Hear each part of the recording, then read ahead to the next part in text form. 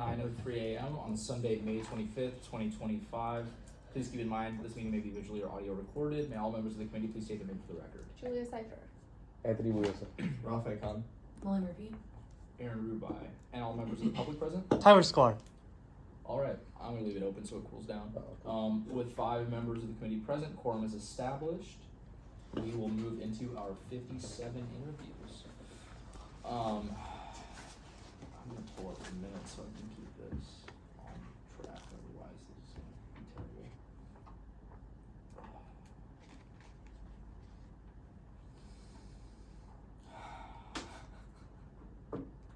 That was a good shout, Molly. I'm charging my phone now. If you need me to do it. I got it. Where else do we have a lot of interviews? 323? Was that We got that hour break Yeah. for trudging only.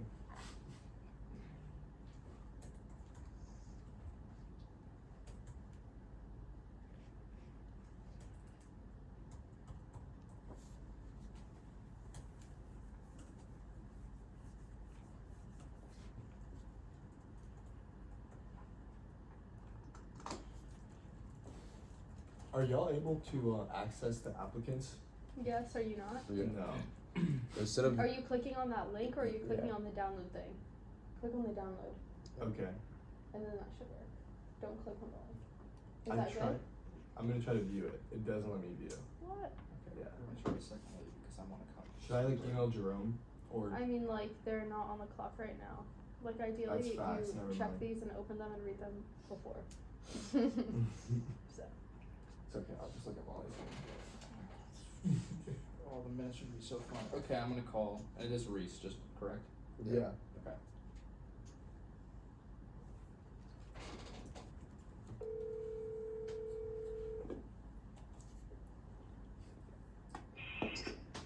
Good morning. Good morning. Is this Reese? Yes, sir. Awesome. This is Aaron Rubai calling on behalf of the Replacement and Agenda Committee. Are you ready for your interview today? Yes, sir. Awesome. Just to double check, you applied for the Open Budget and Appropriations Committee seat, Rules and Ethics Committee seat, and Information and Communications Committee seat. That is correct. Awesome. So for the procedure for today's interview, you will have 4 minutes to answer 3 questions we have, and then 1 minute to answer the technical questions on all of those committees. Yes, sir. All right. For the first question, what are your motivations for applying to this seat? Well, my motivation specifically for applying for the Information and Communications Committee is because I feel I can better represent not only myself and Senate as a whole, but also my constituencies through getting a stronger face-to-face interaction within Senate and specifically with the chairwomen of INC, RNE, and Budget and Appropriations.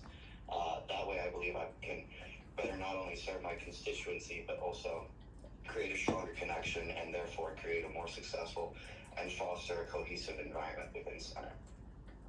All right, thank you. The next question we have is, what experiences do you have that would make you a good fit for this position?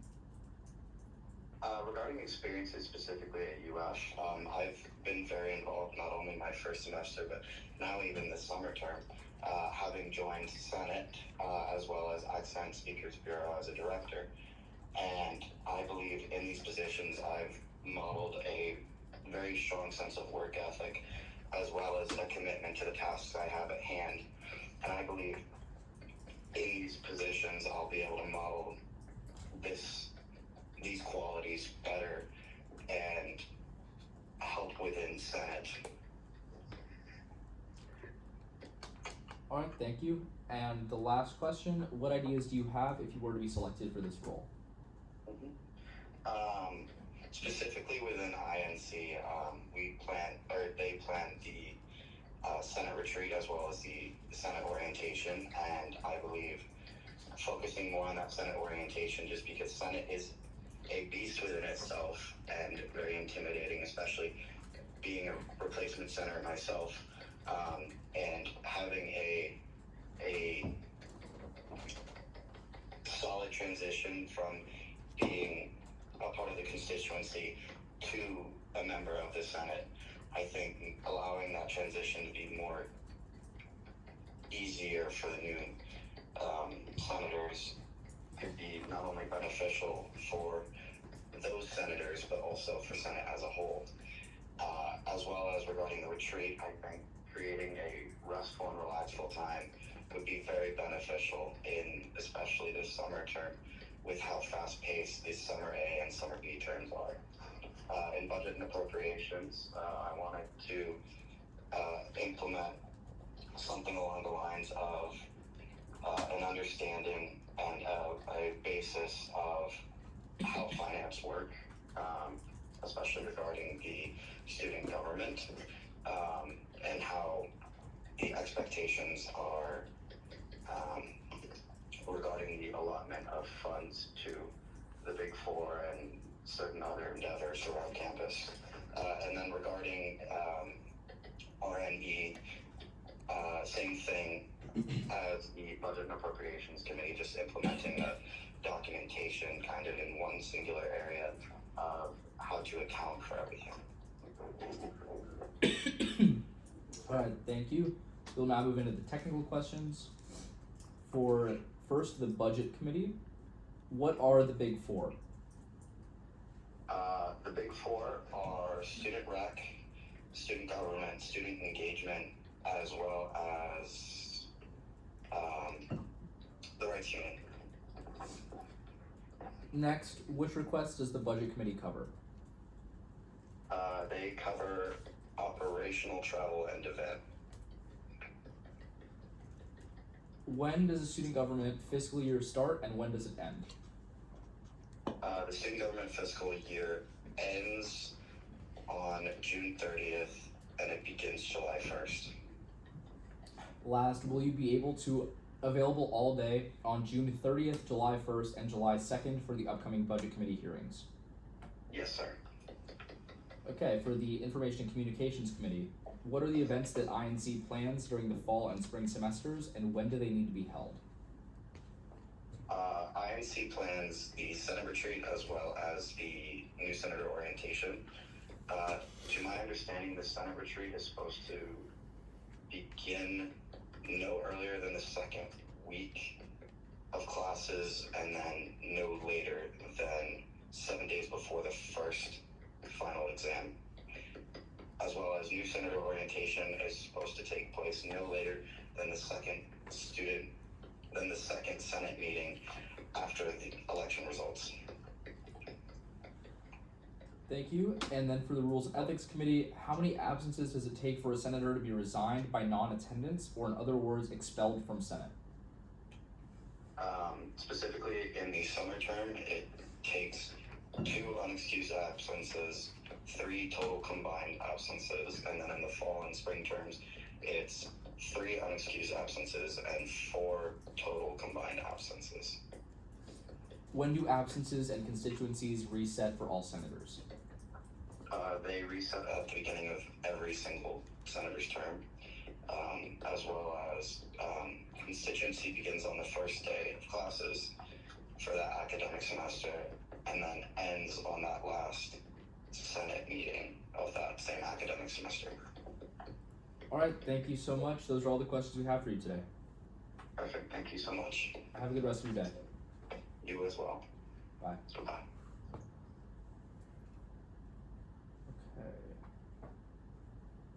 Okay, Is it student rec or rec sports? it's rec sports. Is it the same thing or no? No. Student rec is specifically one gym. Yeah, student rec is one gym, but student rec is like the small one. He knew it. I was just like, I didn't know. Who's this? Ollie. Hello, Hey, is this Ollie? this is Ellie. Hey, this is Aaron Rubai calling on behalf of the Replacement and Agenda Committee. Are you ready for your interview today? Yes, sir. Awesome. Just to double check, you applied for the Budget and Appropriations Committee. That's correct. Perfect. You will have 4 minutes to answer 3 questions that we have for you and 1 minute to answer the Budget Committee technical questions. Sound good? Sounds good. Alright, starting off, what is your motivation for applying to this seat? Well, First reason is that because I just wanted to be more involved, and I have an interest to be engaged with student government. The second reason is my background. I was a treasurer for a year with the GSE, the Graduate Student Organization, and I'm a grants chair for the upcoming term. So I've been dealing with a lot of students and representatives, all graduate students across the campus. And I think that I'm able to reflect their needs and the thing that they told me about the docket track, about how to submit requests, what are the problems with it. And because of my experience in GSE, I have to talk with other entities like a student engagement for events, like Rights Union, Record Sport. We had a Lake Wahlberg event that we collaborated with Record Sport. So these are the things that motivated me to apply for this situation for this position, and yeah.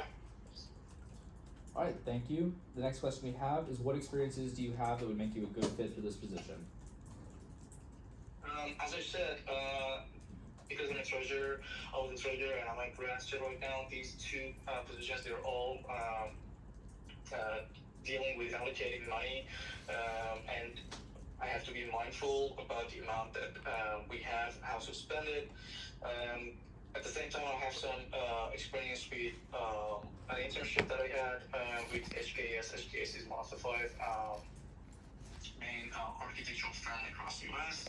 I had a summer internship, and during that, I was responsible for researching the needs of special community. So I think that I have the tools and skills to elicit those needs that are embedded within communities, like for example graduate students, to find out what they need and to find out how we can address them. All right, thank you. And the last question we have is, what ideas do you have if you were to be selected for this role? Well, yeah, I mean, one of my ideas is that if we can strategically collaborate with UFIT and UFAI, I think we can develop an advanced program to efficiently gather critical data and manage funds that is going to be added as an added value to the docket track utilization. These partnerships can empower the committee to understand the outcomes better, I think, and we can also identify trends, we can uncover insights, and we can also elicit the issues. And I think if we can make data-driven decision making for the whole tasks of budget committee, I think we can also use this capacity to our advantage. For instance, UFIT can provide us with de-identified data on emails sent to graduate students that they have like part of the SG budget, and this data can help us assess which programs generated the most interest and which receive less engagement, enable us to optimize the funding to serve the graduate students better. So I think my commitment to getting this kind of wide perspective can aid the budget committee very well. Thank you. Now we'll move into the technical questions, starting off with, what are the big 4? The big 4 are student engagement, student government, Record Sport, and Rights Union. Which requests does the budget committee cover? Budget committee covers operational, event, and travel. When does the student government fiscal year start, and when does it end? It starts July the 1st and ends June the 30th. And last, will you be available all day on June 30th, July 1st, and July 2nd for the upcoming budget committee hearings? Yes, sir. I will be available. Thank you. Those are all the questions we have for you today. Thank you so much, Aaron. Have a wonderful day. You as well. Bye. Bye. Okay, next up is Michelle.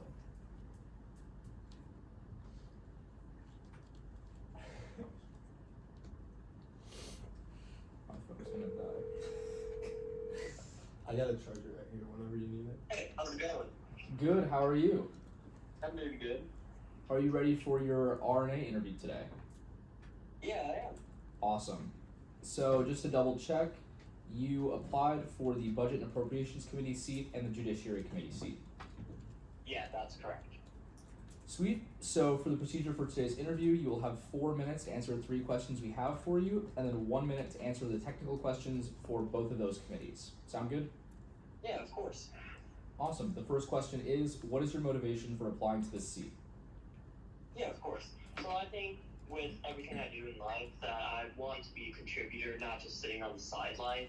And even though I'm now in student government as a senator, I want to do more as a senator instead of just, voting on bills and drafting them. I'd like to take a forefront stance either on the judiciary committee or on the budgetary committee, because you can do a lot more in Senate while on these committees. It's also a great way to meet with your senators and build those bonds. And those are really the 2 biggest reasons why I want to get on committees. Thank you. The next question we have is, what experiences do you have that make you a good fit for this position? Yeah, of course. So last summer I was doing 5 different jobs, working 80 to 100 hours a week. I was interning at my state attorney's office, political campaigns, my U.S. congressman. I was working in retail. I was also interning with judges, doing a bunch of other stuff. I'm working at a law firm right now. So I have a lot of experience in just politics, judicial proceedings, and just all around, tailored towards that political atmosphere. And I think that makes me a very competitive applicant for judiciary and in another way, budget and appropriations. And a lot of the stuff that I've gained, development skills wise from these experiences is that you have to be valuable. You have to be able to have great communication skills with not only your team members but your superiors, and be able to articulate your thoughts properly. All right, thank you. And the last question, what ideas do you have if you were to be selected for this role? Yeah, of course. So for the budgets and appropriations, what I'd like to do is see if there's any way that we can expand the hours of Southwest Rec on the weekends, because currently it's closes at 9 p.m. If you could extend that to the normal hours of 12. I understand that the reason why it may be closed early is due to the football games and sports games, but I'd like to see if there's a way to extend those hours. All right, thank you. We'll now move into the technical questions for the Budget and Information Communications Committees, and Judiciary Committees, my apologies. Starting off for Budget, what are the Big 4? The Big 4, that's Southwest Rec, just rec sports in general, the rights union, student government, and student engagement. Which requests does the Budget Committee cover? Travel, operations, and event. When does the student government fiscal year start, and when does it end? It starts July 1st and ends June 30th. And last, will you be available all day on June 30th, July 1st, and July 2nd for the upcoming Budget Committee hearings? Just checking right now. Yeah, I will be. Awesome. And then for the Judiciary Committee, what are the 5 criteria for reviewing all legislation? Yeah, of course. We would have to review if the legislation is constitutional, what it may imply, if the format is correct, how clear is the language, and also if the legislation is legal. What is the procedure for reviewing all legislation in the Judiciary Committee? Yeah, so the author gets 5 minutes to present and endorse the bill. Then it moves to a question and answer from the committee, which is 5 minutes, and then there's another 5 minutes of debate, and then I apologize, and then it's a 2-minute round of final privilege, and that ends the procedure. Thank you. And then last, what can the Judiciary Committee move to do to legislation besides amend it? They can table the bill, they can fail it, they can also postpone it, or ultimately just pass the bill. All right, thank you. That's all we have for you today. All right, thank you. Thank you for having me. Of course. Have a good rest of your day. Me too. Bye.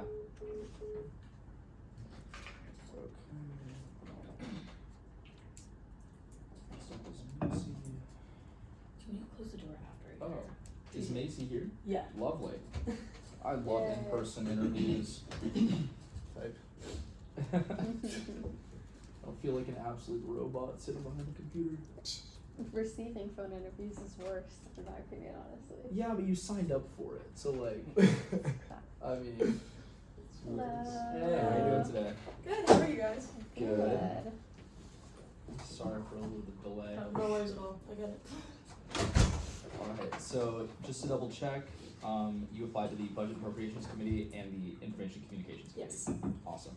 So for the procedure for today, you'll have 4 minutes to answer 3 questions we have for you, and then 1 minute to answer the technical questions for those committees. Sound good? Yes.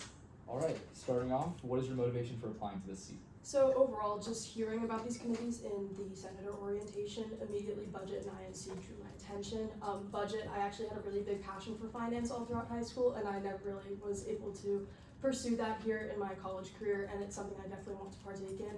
I have a lot of experience that I think really would inspire me towards that committee, and it's something I'm super interested in. And then as for INC, I'm currently a journalism major, so being able to work in any type of publication, especially for something as prestigious as student government and the Senate, would be something I'd be so grateful to do. Thank you. The next question we have is, what experiences do you have that make you a good fit for this position? Yes, of course. So I've been involved in numerous different activities here across campus, and I think having that broad viewpoint would allow me to be a really great voice on behalf of the student body. And then as for other experience more specific, so I had the privilege of serving as a youth ambassador for my city.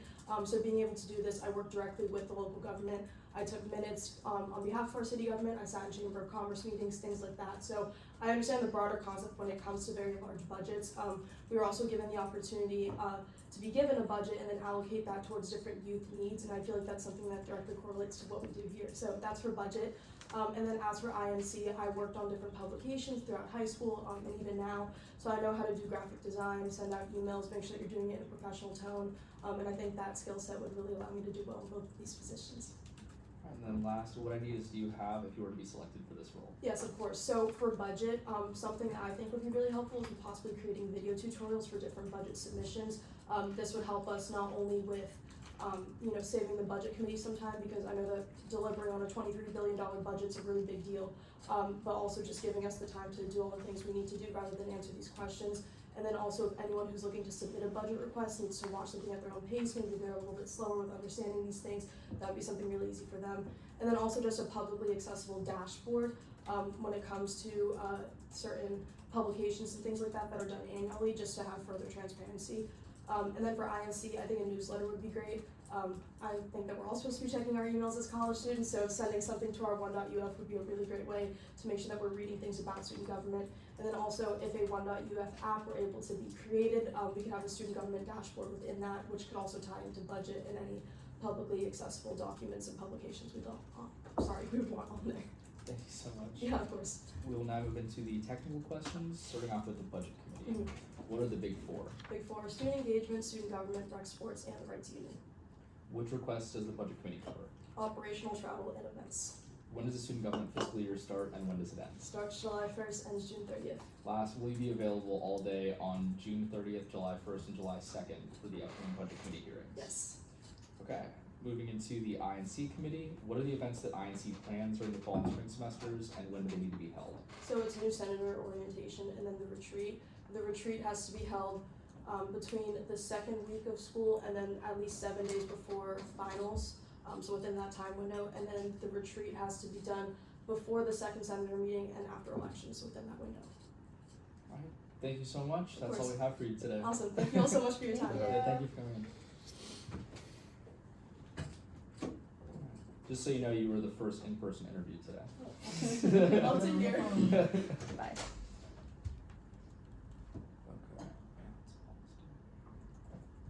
Oh, we're back.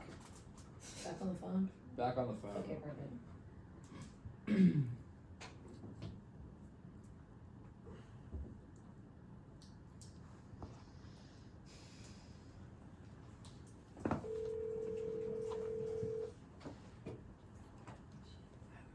Hello. Hey, is this Austin? Yeah, it's Austin. How are you doing today? I'm good. How are you?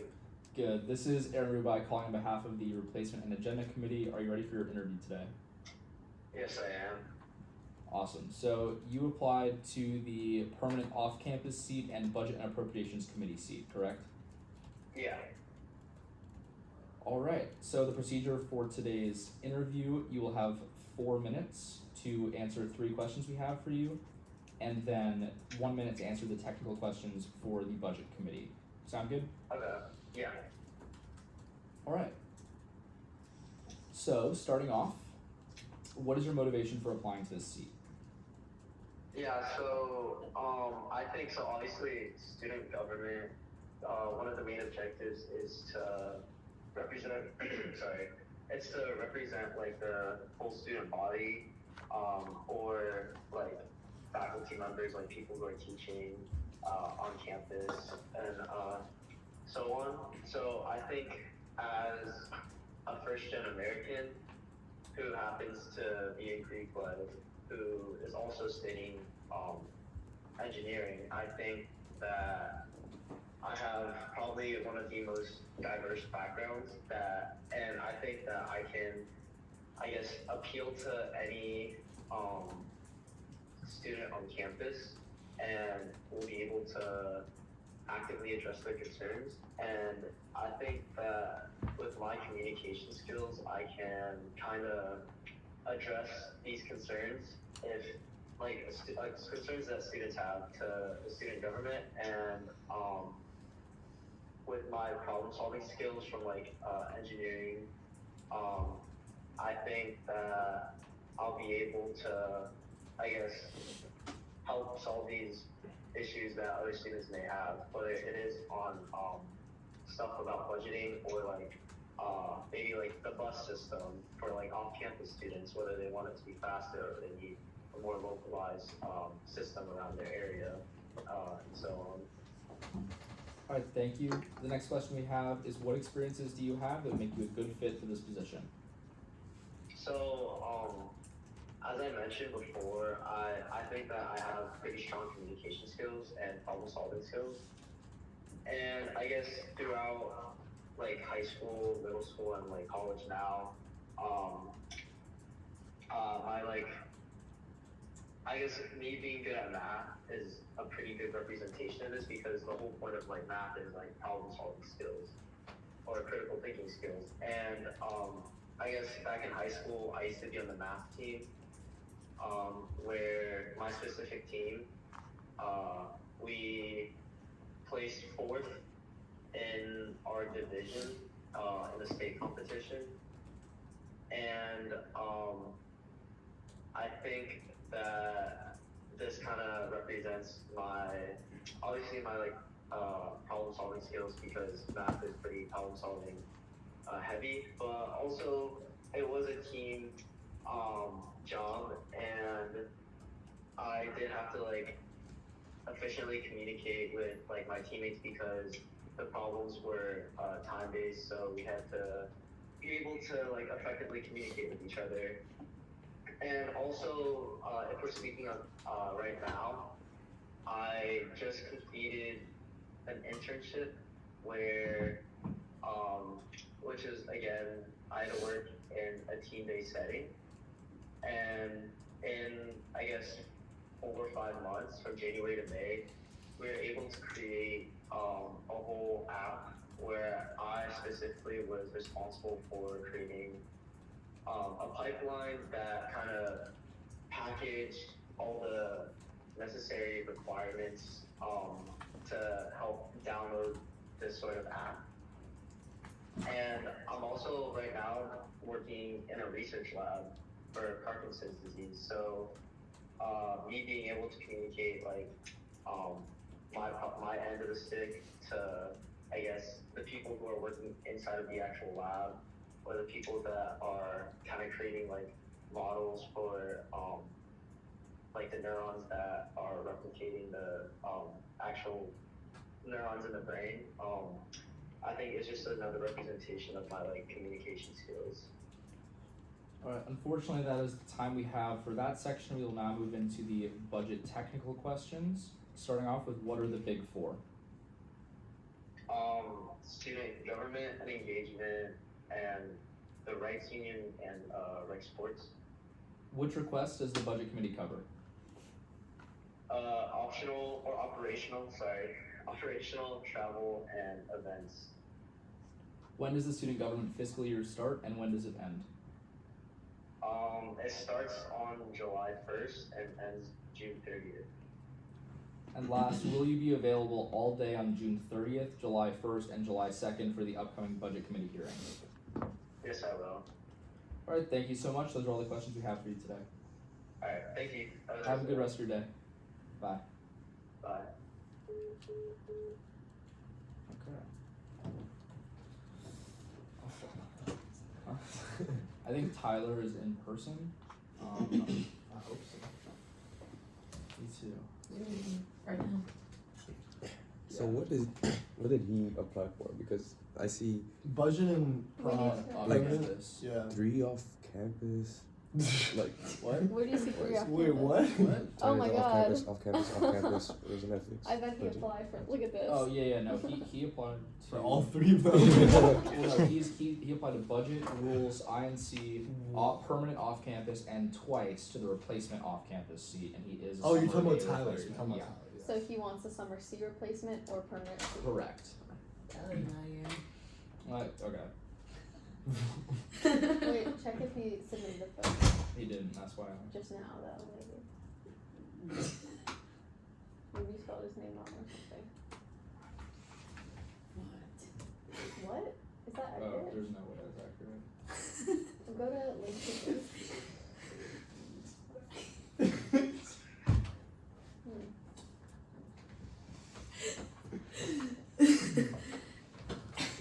I had to look it up on LinkedIn, dude. Just scroll down. I'm not connected. Alright. This is actually clutch. This is so much better. Yeah, I don't know what you were doing. I was just searching up in the That's responses. terrible. That's great. Oh, love that. Okay. Well, you had 5 minutes then. Okay. Wait, so he's off campus or no? I mean, he did it as a phone interview or no? He didn't. Oh, he I think didn't? is what they're saying. He didn't submit a phone interview request. Hope he comes soon, Tyler, please.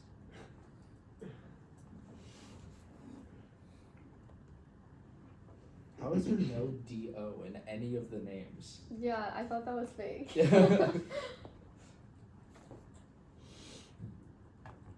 You caught me in my male manipulator era. What?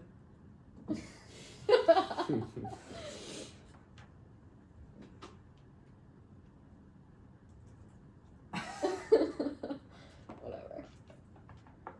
This I'm so answer's excited not for here. it. It comes in today. I just got Aw. the plain like brushed one. That's Classic nice. looking. I was gonna guess that you got the one with the giant eagle. Yup, that's me. America. No, I got the one with the Jack Daniels logo on. Okay. No, I actually got the Beabadoobie one. Does that increase your Beabadoobie? Beabadoobie? Oh, you're not caught up on the male manipulator. No, artist in obviously, Spotify. obviously I know who that is. What? If you want to Yes! RNA What's worse, sings. that or Jeff Buckley? Who's worse male manipulator? Or The Strokes? Or Lana?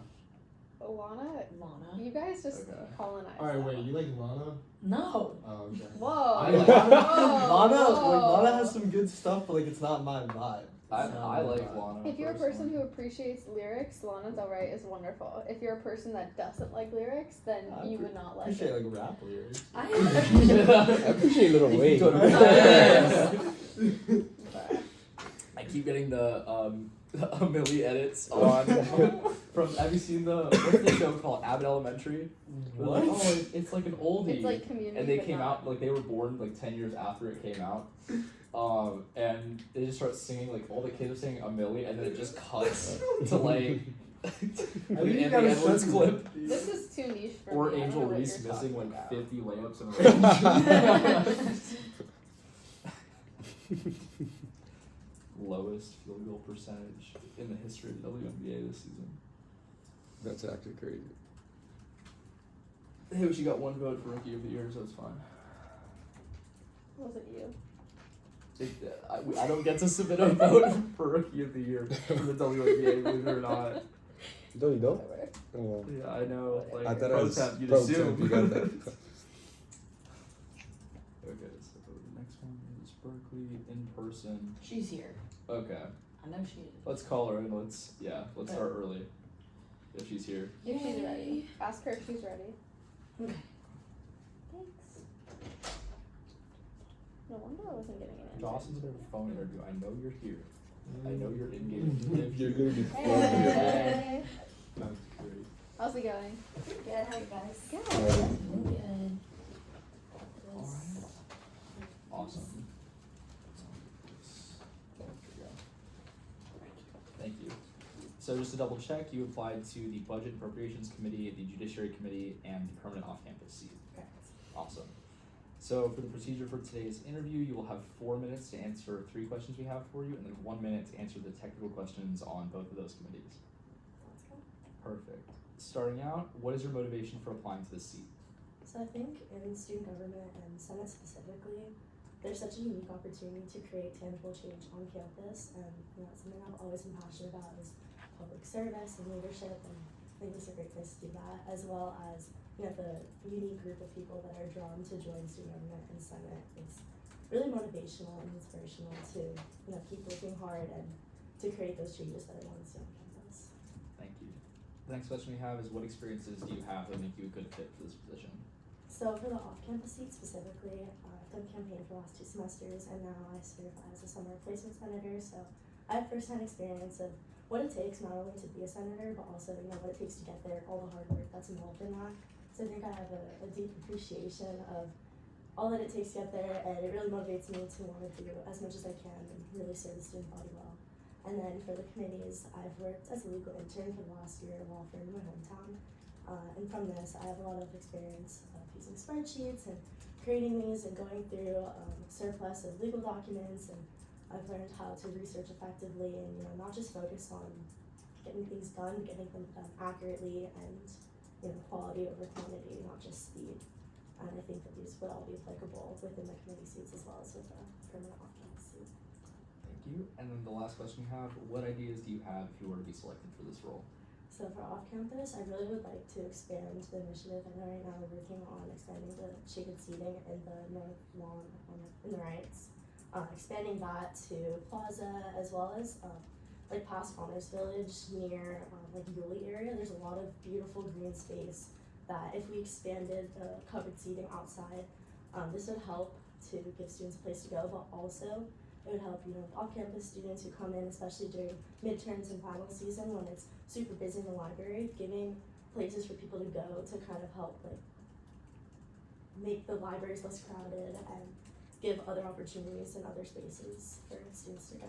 And then for Judiciary Committee, I would love to work to create a weekly spreadsheet that would just help to organize each of the legislations and everything that needs to get done for that week, get that sent out in advance to the committees, to the committee members, so that they know in advance what's going on to help expedite the lengthy committee meetings that happen every week, and help to just make it more accessible, as well as take this spreadsheet and then create a one-pager that goes out every week, every 2 weeks, something like that, that goes out to the senators as well as to the student body, so that everyone has more of an understanding of what's going on and why the changes they're seeing are happening, and they get more insight into what's going on there. And then for budget committee, a similar idea of the spreadsheet focus, but instead taking the budget and color coding it, and then having this available to compare budgets from the last couple of years, so that you can see where the finances are going and help reduce redundancies, as well as help with pattern recognition and seeing where the most funds are going, where they're not going, what could use more, and what's not really being utilized to help make it as effective as possible. Thank you so much. We'll now move into the technical questions, starting off with the budget committee. What are the big 4? So the big 4 are rec sports, student engagement, student government, and rights committee. Which request does the budget committee cover? It covers operational, travel, and events. When does the student government fiscal year start, and when does it end? It starts on July 1st and it ends on June 30th. And last, will you be available all day on June 30th, July 1st, and July 2nd for the budget hearing? Thank you. And for the Judiciary Committee, what are the 5 criteria for reviewing all legislation? So it has to be constitutional, or constitutionality, legality, clarity, format, and implication. What is the procedure for reviewing legislation in the Judiciary Committee? So there's 5 minutes for the author or the sponsor to present, and then 5 minutes for Q&A from the committee, then 5 minutes of debate, and then 2 minutes of final privilege. And last, what can the Judiciary Committee move to do to legislation besides amend it? We can pass it, fail it, table it, or postpone it. All right, thank you so much. Those are all the questions we have for you today. Okay. Have a good rest of your Thank day. you. Thank you.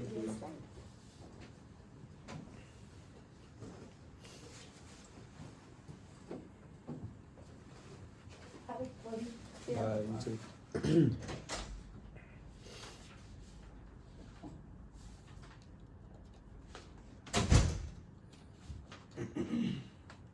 Forgot to pass it. My bad. Oh, she brought a sheet. Yes. Can you pass it down? Yes. I want to check this other one out. The resume. Oh.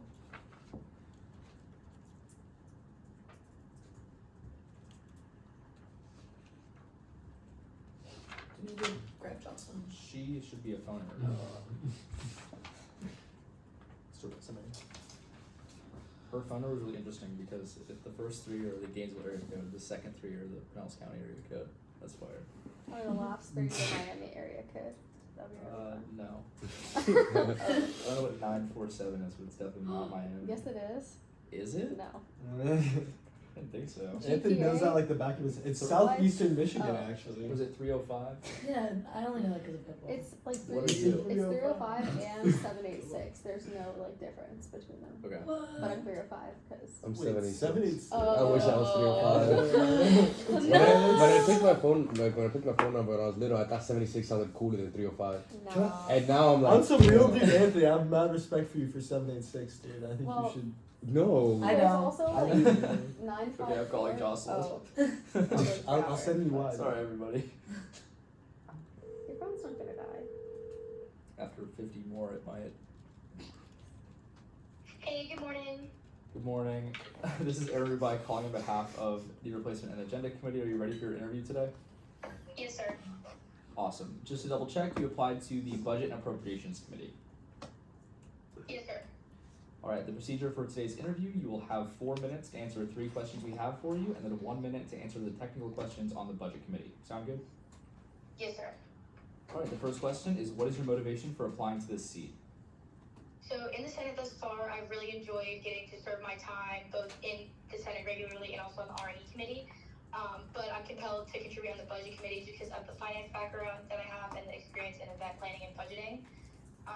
The student organizations that I've been a part of, a couple of which are funded by student government, and the ones that I've had the privilege of visiting as a part of my constituency have been absolutely amazing, and so I really just want to contribute further on this committee for that reason. I mean, I think that student organizations are kind of the backbone of like what makes US such an amazing place, and it really is like the primary function of student government to or the Senate at least, to fund these organizations. So, I mean, with the background in finance and event planning that I have, it really just feels like a great fit for me. All right, thank you. The next question we have is, what experiences do you have that would make you a good fit for this position? So I understand what, as I kind of mentioned before, I understand what goes into traveling and planning for an organization because of the organizations that have become familiarized with on campus. The Argentine Student Association specifically, I visited last semester and I talked a lot with the treasurer. They just happened to be at the event that was in Plaza. So I understand that for the most sophisticated organizations like Argentine Student Association, there's a sophisticated Google Drive that's like passed down through all the treasurers and the level of organization that needs to be putting into funding requests on the front end. So I think having that frame of reference, and knowing that these organizations don't necessarily have the best treasurers that are super awesome with money, they just kind of pass these resources down. It kind of helps me understand like what goes into like getting this funding and having it be a consistent thing. And so also I clerked for the budget committee in November on the 7th, and when the committee wrapped up doing all the funds for the rest of the year. So I kind of understand, I do understand like what the meetings are like and how they go to the food, the decorations, travel expenses, etc. And the 800 codes that I've become familiarized with. Alright, thank you. And the last question is, what ideas do you have if you were to be selected for this role? Yeah, so one thing that I really like that's been contributed in the past through a person on the committee was the funding fiesta, the coming in event type of thing. And what I kind of want to add on top of that, if I were to receive the role, was attending Budget Bash any of the days, being a half absence back for any of the senators. Like, not in the sense that, like, only getting people to, like, have their half absence back, but I think it would encourage more people than just the budget committee to show up to funding fiesta. Like, again, like, just to reiterate, funding student organizations is literally the entire function of us as a Senate. So I think that it should be not necessarily a requirement, like a constituency wise, but an absolute, like, super encouraged thing by us to attend Budget Bash. Another idea I had was kind of having like an office hours type thing with budget members. And so this would kind of look like on the SG website, there would be like a sign up link or a calendar where treasurers from student organizations could go and sign up for a time, and then like one or two members or whoever's available on the budget committee would like show up on Zoom or either in person with that treasurer to kind of help them prepare, like kind of like a one-on-one thing so that their requests get approved.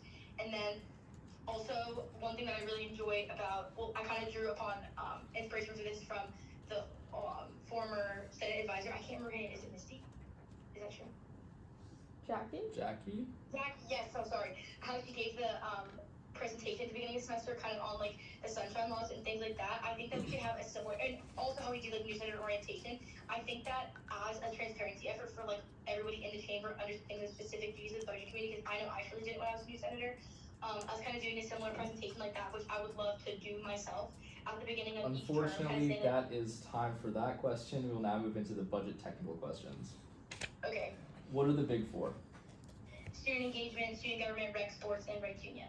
Which request does the budget committee cover? Operational, travel, and event. When does the student government fiscal year start and when does it end? July 1st, it starts, and June 30th, it ends. Will you be available all day on June 30th, July 1st, and July 2nd for the upcoming budget committee hearings? Yes, sir. Thank you so much. Those are all the questions we have for you today. Thank you. Have a great day, guys. You too. Bye. Bye. Okay, and I believe next up is Caroline, who should be outside. Doesn't even have a fork. On us? Hello? Yes.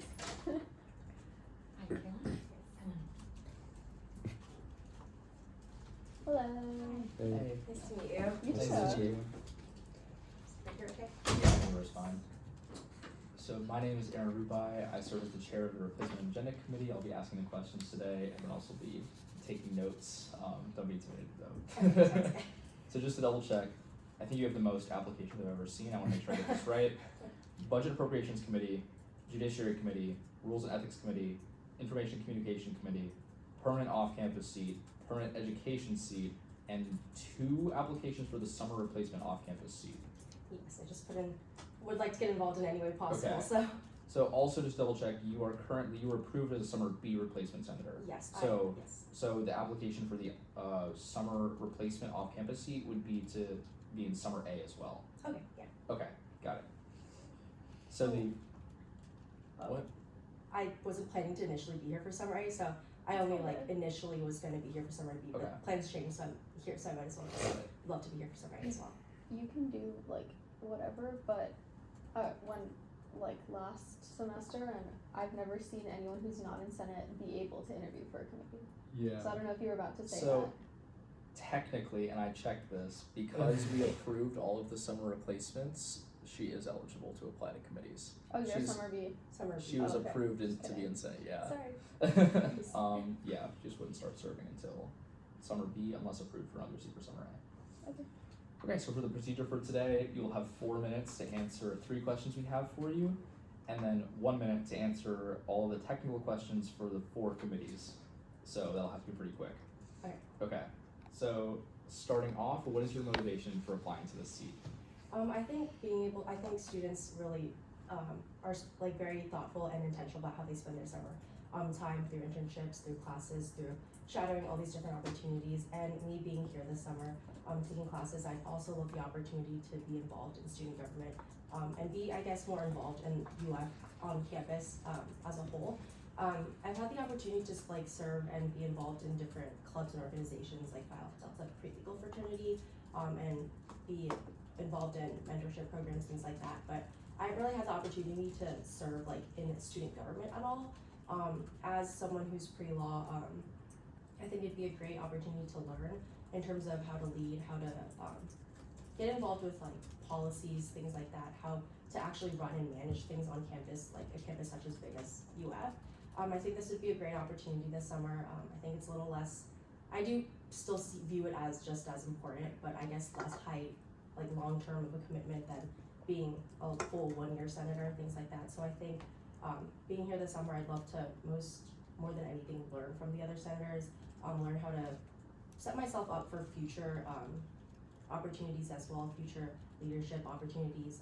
I'd also love to just make an impact on the campus, students. I know I talk to a lot of people on campus, like my friends, different people from organizations, and I think a lot of people have different opinions, different goals, and I'd love to advocate for all of them. I think that this would be a perfect opportunity for that.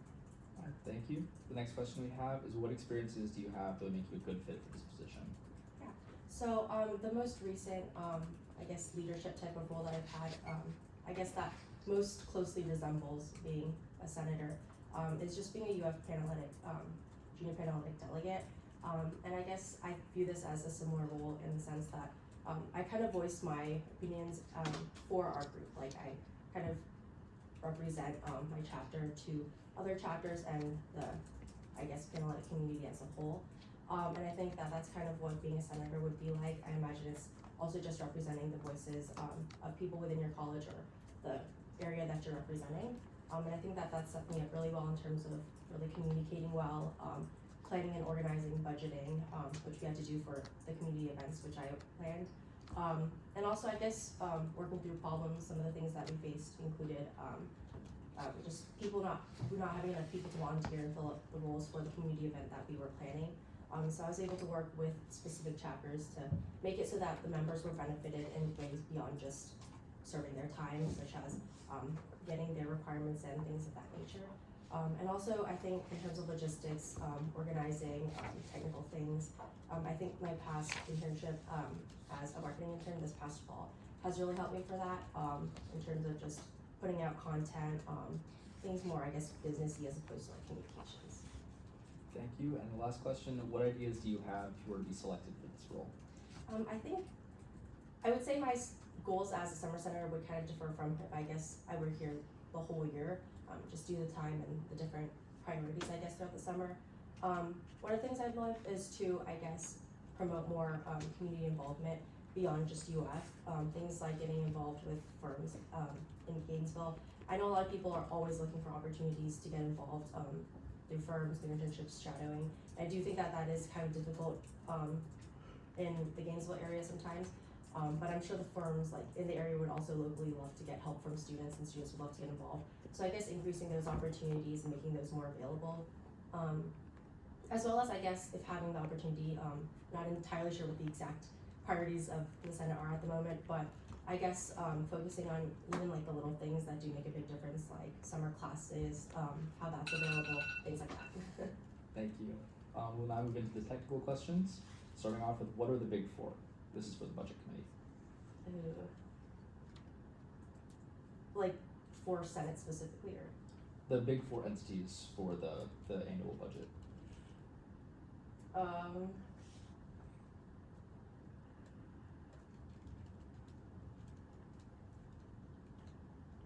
And if you're not sure, you Yeah, can I'm say not that. sure, Yeah. yeah. Which request does the budget committee cover?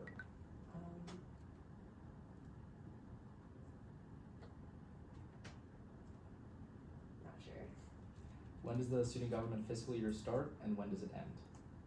I want to say it starts in the fall and ends the following summer. Will you be available all day on June 30th, July 1st, and July 2nd for the upcoming budget committee hearings? Yes.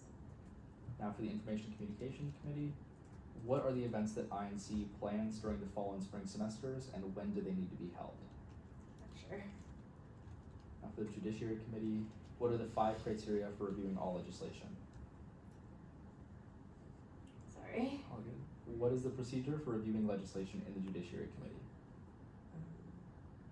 Not sure. What can the Judiciary Committee move to do to legislation besides amend it? Sorry, can you repeat that one? What can the Judiciary Committee move to do to legislation besides amend it? Not approve it. Just a guess. Yeah. And then for the Rules and Ethics Committee, how many absences does it take for a senator to be resigned by non-attendance, or in other words, expelled from Senate?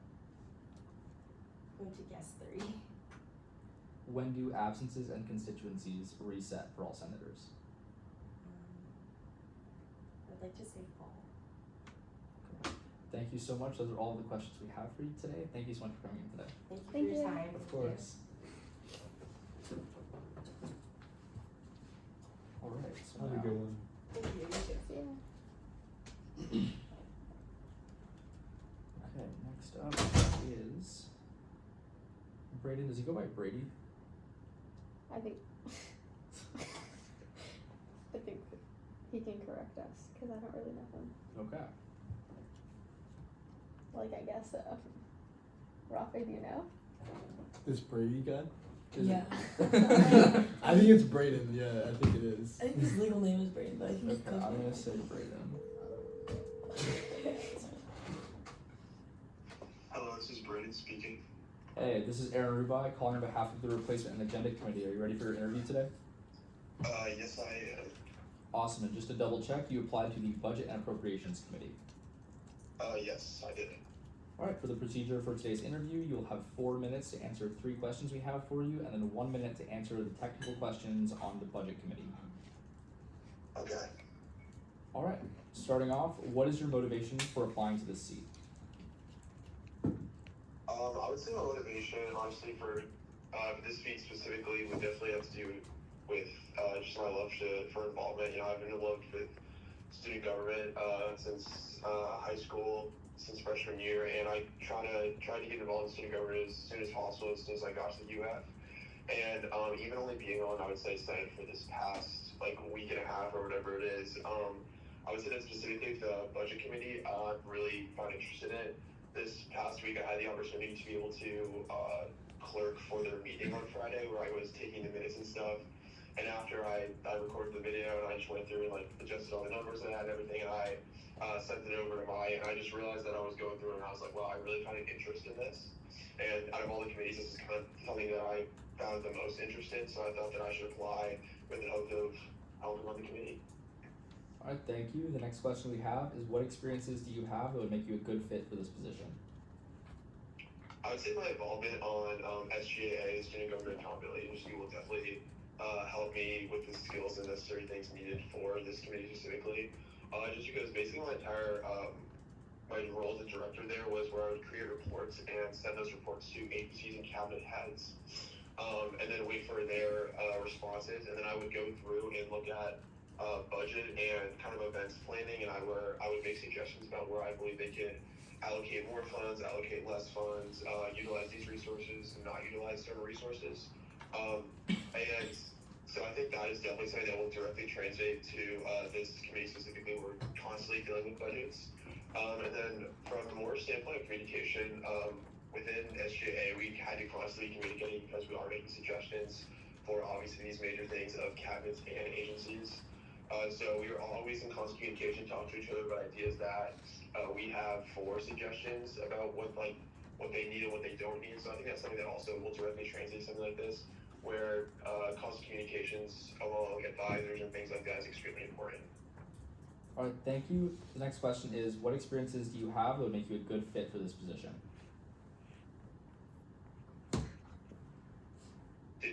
Did I already ask that question? Yes. My bad. Sorry about that. I got confused. Okay. No, you're so good. The last question is, what ideas do you have if you were to be selected for this role? As far as ideas, I would honestly try to get similar things that I've done in other student government positions. And I feel like budgeting, especially to the entire student body, is often something that's kind of misunderstood about kind of who makes decisions on the budgets and how the process, how we go about that. And something that I think that honestly would be pretty useful is possibly having some sort of session or some sort of event that we can allow people to come to where we can basically give you maybe a seminar recap of the month or of the semester.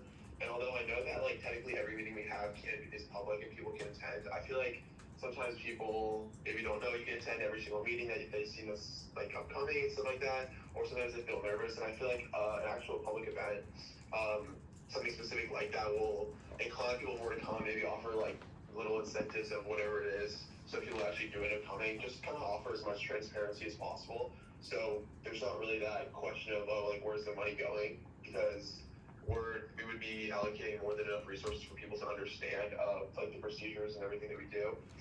Something that I also think maybe might be important as far as communicating with treasurers of different organizations, because I think it's important to have communication among them as well. Talking with someone on the committee, they say that that's something that's definitely always something that is extremely important, that kind of needs to be communicated, and that's kind of communication is key. And I think that possibly sending out like a newsletter or something like an email to all the treasurers and orgs of the orgs, like educating them on the changes and offerings that we have. Unfortunately, that is the time for those questions. Actually, I'll give you 5. You have a little bit more time because I cut you off earlier. Okay, perfect. Thank you. And then lastly, kind of similar newsletters, possibly offering kind of like similar something to office hours, to where maybe people of the student body, but also like these boards of these treasurers can come in and kind of ask us questions, whatever they need, kind of just to display that transparency that we want to see throughout the budget committee, just so it's, like I said earlier, people aren't ever wondering like where the budgeting money is going, because we're always allocating ourselves to allow people to ask questions, so we can be as transparent as possible, which I think is really important for a committee like this. All right, thank you. We will now move into the budget technical questions, starting off with what are the big 4? The big 4 is student engagement, student government, rec sports, and the rights union. Which requests does the budget committee cover? They cover operational, travel, and event. When does the student government fiscal year start, and when does it end? It is from July 1st to June 30th. And last, will you be available all day on June 30th, July 1st, and July 2nd for the upcoming budget committee hearings? Yes, I will. All right, thank you so much. Those are all the questions we have for you today. Awesome, thank you so much. Have a good rest of your day. You too. Bye.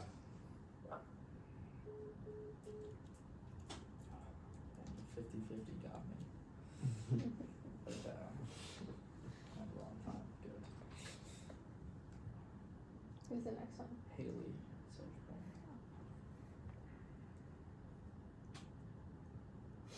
Do you have a break soon or no? That was the break that we went through. Okay, I'll let you guys take notes. I'm gonna get it. Hello? Hey, is this Haley? Yes, it is. Alright, my name is Aaron Rubai. I'm calling on behalf of the Replacement and Agenda Committee. Are you ready for your interview today? Yes, I am. Awesome. And just to double check, you applied to the Budget and Appropriations Committee and the Information and Communications Committee, correct? That is correct, yes. Okay, perfect. So the procedure for today's interview, you will have 4 minutes to answer 3 questions we have for you, and then 1 minute to answer the technical questions relating to both of those committees. Okay, sounds good. Okay, starting off, what is your motivation for applying to this seat? Yeah, so basically over the past year, I've had a lot of leadership positions with a lot of moving parts, and I feel like they really showed me where my passions lie, and that is to make a difference. And so these 2 committees, Information and Communications and Budget and Appropriations, are where I felt that I could add the most and I was the most passionate about. Alright, thank you. The next question we have is, what experiences do you have that would make you a good fit for this position? Yeah, so over like the last few years that I've been here, I've served over the events programming committee for mitigators, HEAL Medic committee, which is helping educated leaders, and then I was also a freshman leadership experience director for ISA. So throughout all of these, there was a lot of event programming, and it was like a role that really dealt with like human communication, and so I think that really covers the information and communications aspect. For FLE, we had to create like a mentor-mentee program, and I think that really helps with information and communications. And then also for FLE, I was the treasurer, so I dealt with like the SARs and the SG finance system. So I think that both of these, or all of these experiences, are pretty applicable to everything the committees do. Thank you. And the last question we have is, what ideas do you have if you were to be selected for this role? So I'm gonna start off with budget and appropriations. So for this one, the first idea that I had would be to create like a once a week office hours that we could do over Zoom for student organizations and treasurers, where they can come in and ask any pressing questions or address any like small concerns that help them do their task at hand. Obviously nothing too big, but basically we would have committee members sign up each week, and they would just be on Zoom for that hour and then answer any of those questions. And then the next idea would be to create a podcast. I think this is like a very cool way for like us to interact with the student body, and it could be really informational, like describing what we did over the week, or it could be really fun at the same time with like guest speakers and stuff like that. I think we could do this like over like TikTok or even on Instagram Reels. I think it could be really, really cool. And then the next idea that I have would be to meet with the student organization treasurers, like the new ones, and they would also obviously like sign up if they were interested. And then we could work out any logistics with them and describe our role and just be really acquainted with them. And then for the informations committee, I think the first thing that I would do would be to expand upon the Why Senator Wednesday concept by creating like an interactive poll on story with like a fun fact or a question that they could answer. And then the next idea would be to create like a behind the scenes of a senator like montage or something like that we could post on Instagram or as a reel. We could do that, or we could do like a behind the scenes or like something like that. And then the next one we could do like during the orientation, it would be to like add mini quizzes or like one question quizzes, especially like to the constituency parts, because I feel like that is the most confusing for me when I did the new senator orientation, just to make sure that like people are paying attention. And then we could also, I really like the mentor mentee program, but we could also expand upon that by doing like continuity of events throughout the year. For instance, like during like a Senate meeting, like we could pick like best dressed mentor mentee pair, and we could even post it on the Instagram, just so it encourages people to kind of keep those relationships up throughout the year.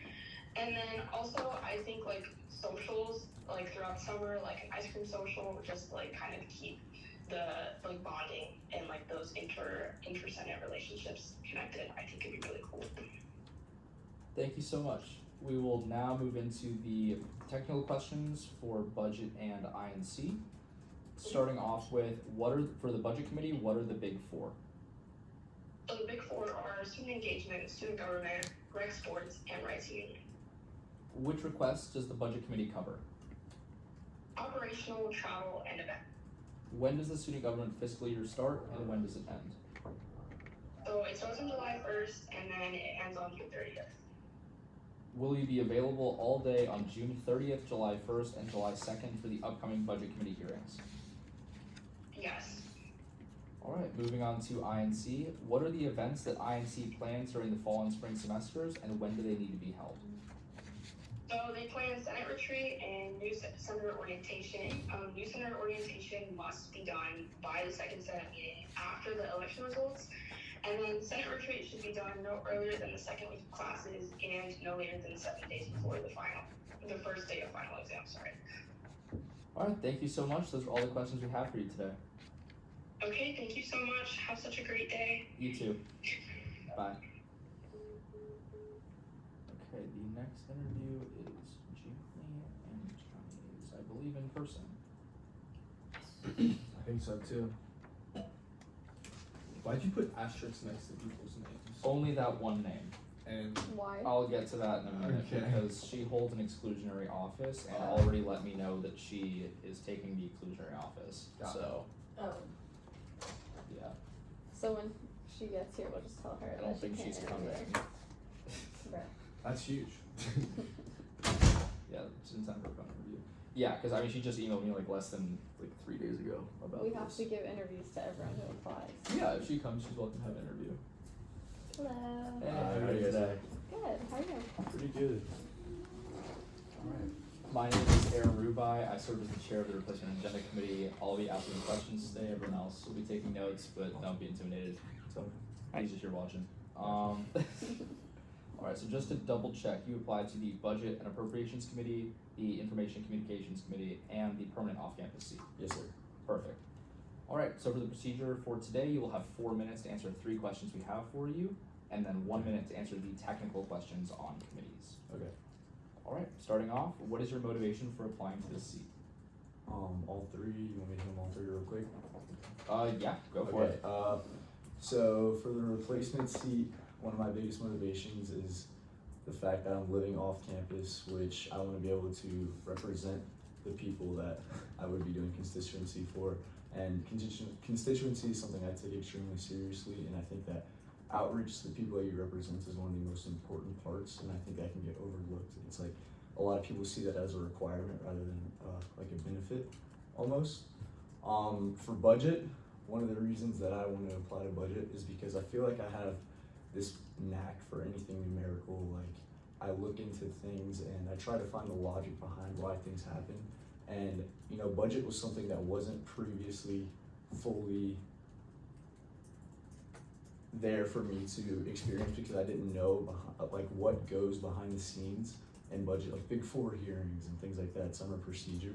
And I feel like a lot of that can get lost in the wind, especially in the summer, because everybody's just super focused on Big Four hearings.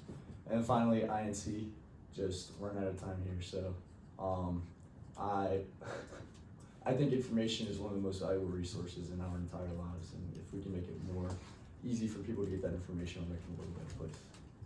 Thank you. The next question is, what experiences do you have that would make you a good fit for these positions? Okay, with budget, I started a company this past year called Swamp Ventures. It's a venture capital company. Me and one of my friends in ATO, his name's Jay Cronin, started it. And honestly, it's been awesome. We're pitching to these alumni that are looking to invest as limited partners, and that is in August. And that has made me understand the ins and outs of a budget, because what they would do is they would give us X amount of money and we have to use that money wisely in a certain amount of time in order to get returns to give back to them, and we keep a piece of that. And then we're partnering with UF alumni to make a UF fund for UF students. INC, I'm gonna keep it going because I really want to get to my ideas. I wrote down a bunch of them just because there's so many. But with the replacement seat, I noticed that Uber and Lyft Pass got downgraded this year, so it's no longer from 9 to 3. In order to mitigate that, maybe we can look into extending RTS routes until later in the hours, because now a lot of people that do night school can, which is especially the people that are doing off campus, or mostly night school people, can't get to campus as freely with that free Lyft or discounted Lyft. I wanted to launch a landlord review rating system, so like landlord accountability. So I mean, in Gainesville, everybody knows all the landlords are pretty much the same everywhere throughout, and then every once in a while you'll get a couple different ones. But if people can just put their experience in one centralized place with these landlords, I think we can be more transparent with the renters. And then finally, I want to partner with local gyms for discounted memberships who are far from rec sports, because you know, a lot of these people that live behind Midtown, for them to get to rec sports is a far trek, and it wouldn't have to be a big gym like Crunch or anything that's going to charge an exuberant rate. There's a bunch of small gyms back there. Budget, I wanted to partner with Action SG for an event before Big Four hearings to spread awareness. And we could call it like the hearing hiatus or something like that. I don't know. I think Action SG and Budget don't really get the opportunity to partner as often as a lot of the other committees, and I think that would be really sick. Just to get that out there, because it's hard to do a budget event, especially in the summer. And then I had something that I wanted to see if we could revise in the codes possibly that I was looking into. It's code 816, active members definition, and it defines active members as the average number of people that go to an event or go to weekly meetings. And I feel like with the optional email verification way to verify that, there's a lot of room for people to lie about how many active members they have in order to get more funding or use funding the wrong way. And then quarterly newsletters, that's it. Thank you so much. The next question is, what ideas do you have? But we don't have time for that. We're gonna move directly into the technical questions for the Budget Appropriations and Information Communications Committee. Starting off with budget, what are the Big Four? Big Four are student engagement, rec sports, rights union, student government. Which request does the Budget Committee cover? Operational, event, and travel. When does the student government fiscal year start and when does it end? Starts July 1st and ends on June 30th. Will you be available all day on June 30th, July 1st, and July 2nd for the upcoming Budget Committee hearings? I'll make myself available. All right. Now for the INC committee, what are the events that INC plans during the fall and spring semesters, and when do they need to be held? So INC plans the new senator orientation and the senator retreat. And new senator orientation has to be within 2 Senate meetings of the new election, and the retreat has to be 2 weeks, no earlier than 2 weeks after the first day of classes and no later than 7 days before final exams, the first day of final exams. Thank you so much. Those are all the questions we have for you today. Okay, Thank you for coming in. Thank you. Sorry I was speaking at a million miles a minute. No. No, you're good. Have a good rest of your You day. guys have a good one. Have a good one. Okay, next up is he's outside? Mhm. Perfect. Cheap one you mentioned. Me? Oh, I really appreciate it. sure. Thank you. Sure. I actually decided I could just drink this. This looks terrible. You're just mad when you're hungry. Really, I'm not. But What's up, guys? It's okay. hey, how you doing today? Sean. I just want my stuff right here. Not at all. Go for it. Yeah, White Monster fell. Okay. It's superior, actually. I like D8s personally, but just to double check, you applied to the budget and appropriations. You applied to every committee. Yeah, so obviously that's a big mistake, so I'll preface that to y'all. I was under the impression that I was gonna get a window to answer each. Obviously that's not the case, so I am gonna be just doing budget and then INC. Okay, budget and INC. Are you guys okay with that last minute correction? Sorry to do that to Absolutely. you. Obviously, yeah. Let me just strike through real quick. Okay. So you'll have 4 minutes to answer 3 questions and 1 minute to answer the technical questions on budget and INC. Okay. Good? Okay. Wait, you said 3 minutes? 4 minutes and then 1 minute. Which committee am I gonna be starting with? We're just gonna do the 3 overarching questions and then Okay. the technical questions. You feel free to address either or both committees and the answers to these questions. Okay. Alright, starting off, what is your motivation for applying to these seats?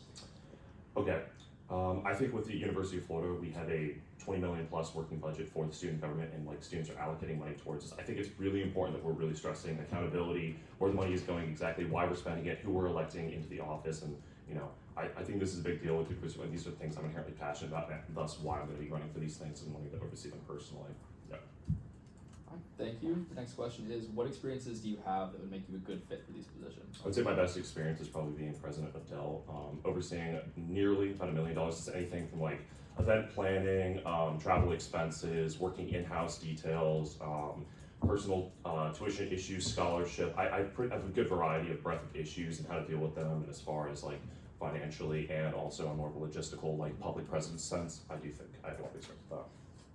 Thank you. And the last question we have, what ideas do you have if you were to be selected for these roles?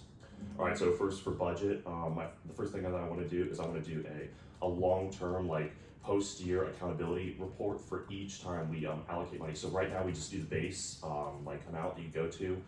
I really want to have for example, after the fact, you have the event, you send receipts postpart, so you're updating the university and us as well, so we know that you're using the money fairly, it's going exactly where you're saying it's going, and then you're not just stockpiling it if you have leftover expenses. And if you do have leftover expenses, this isn't a terrible thing, you can just save it, backload it over the fact, so we're not overpaying you and money just building up over time. You can't allocate it to anything, and we're wasting money. Yeah. The second thing that I want to do is I also, I want to make the process more concise, for example. So, sorry, give me a second.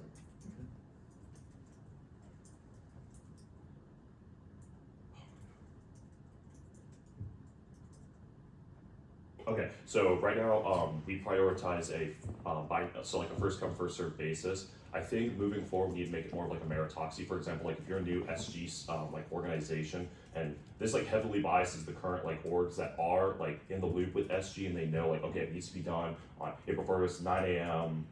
Other organizations, they're not really aware of this, so they're just gonna kind of be doing it willy-nilly. And if they're just now starting, I think it's a good idea that like we have like multiple windows. So for the first semester, for example, we have like a week open in the fall where you can be submitting. We have a week open in the spring, and then we make a rubric available for the student body so they know like what things we're looking for when we're submitting money or allocating it towards an organization, why we're going to be giving it, and then how they can like maximize it. And so like they highlight things like student outreach, what type of like an effect it's going to be having on the community, and then so you can, you know, make it more of a merit-based thing instead of like a first come first serve. Yeah.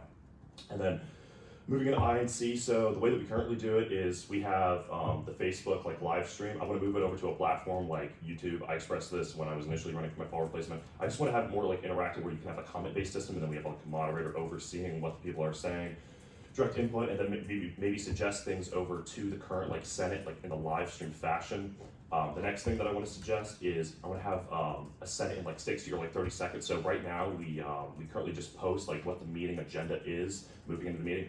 I mean, even as like a senator, just someone that's really ultra like focused in this type of an area, it is really difficult to try to advertise that stuff to my friends, like why they should care about this stuff and what type of money is being thrown around when like they're having stuff pulled out of their tuition. So I think like simplifying it out at the end of the meeting in a very like TikTok or Instagram fashion that's like quick and easy for people to know, and then they know why and what meetings they should be going to. I think this is really important.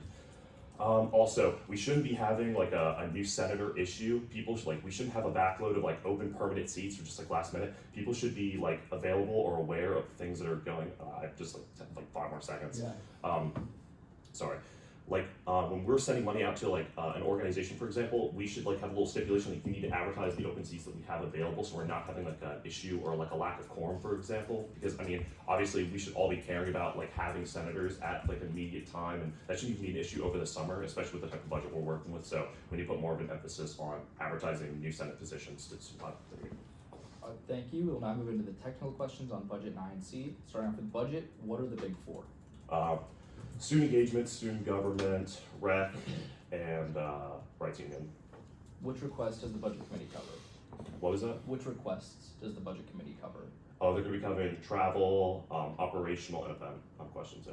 When does the student government fiscal year start, and when does it end? It starts July 1st and then it ends June 30th. Will you be available all day on June 30th, July 1st, and July 2nd for the upcoming budget committee hearings? Yes. All right, moving on to INC. What are the events that INC plans during the fall and spring semesters, and when do they need to be held? So they're going to be planning the new, the new senator orientation. That needs to be done at least 2 weeks, at least 2 weeks after the new election cycle, and then they also need to be doing the senator retreat once a semester. That needs to be done no earlier than the first 2 weeks into the semester, and then no later than 1 week before finals week starts. All right, thank you so much. Those are all the questions we have for you today. All right, cool. Thank you, guys. Have a good rest of your day. All right, we now have Brooklyn, who is here, I believe. Is it Brooklyn? Yep. Mm-hmm. Sorry for the wait. No, it's okay. How are you doing? Good, how are you? About yourself? Thank you. Just to double check, you applied to the Budget Appropriations Committee and Judiciary Committee. Awesome. So today you'll have 4 minutes to answer the 3 questions we have for you, and then 1 minute to answer the technical questions for the committees. Okay. All right, starting off, what is your motivation for applying to these seats? So I'm really just wanting to get more involved in Senate. Summer replacement seats go by very fast, or it feels like it's flying by. And I heard that committee seats are the best way to get involved, and budget and judiciary kind of just drew me in because, I mean, the budget is insane. It's a lot of money, and I love reading. I love the technical aspects, especially the legislature. So. All right, thank you. The next question we have is, what experiences do you have that would make you a good fit for this position? So currently, this summer, I'm a legal assistant and a research assistant at the site building. So I'm kind of doing a lot of reading and understanding complex documents and data and analytical things like that. And I feel like those skills are super important when going over budgets and allocating funds and working with legislature and like complex jargon and overlooking things to make sure that they're appropriate and abiding by Senate rules. So. Thank you. And the last question, what ideas do you have if you were to be selected for this role? So as someone coming into Senate, it's kind of confusing, especially legislature-wise. So I think just increasing like clarity and accessibility through whether it be like workshops or guides for clubs as they're applying for funds, so they kind of know what they're applying for and how to abide by SG qualifications, as well as for judiciary when senators are proposing legislature, so they know what they need to have in it, like what's gonna make it pass or what's gonna make it fail. Maybe like creating guides like that or organizing workshops, like maybe in conjunction with the INC committee. I think those are really great ways to kind of get those things across.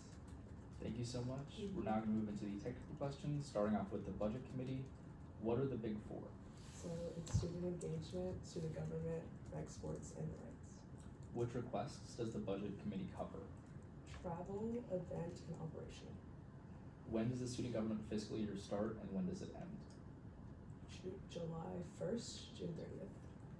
Will you be available all day on June 30th, July 1st, and July 2nd? Okay. Moving on to Judish. What are the 5 criteria for reviewing all legislation? So it is constitutionality, implication, legality, format, and clarity.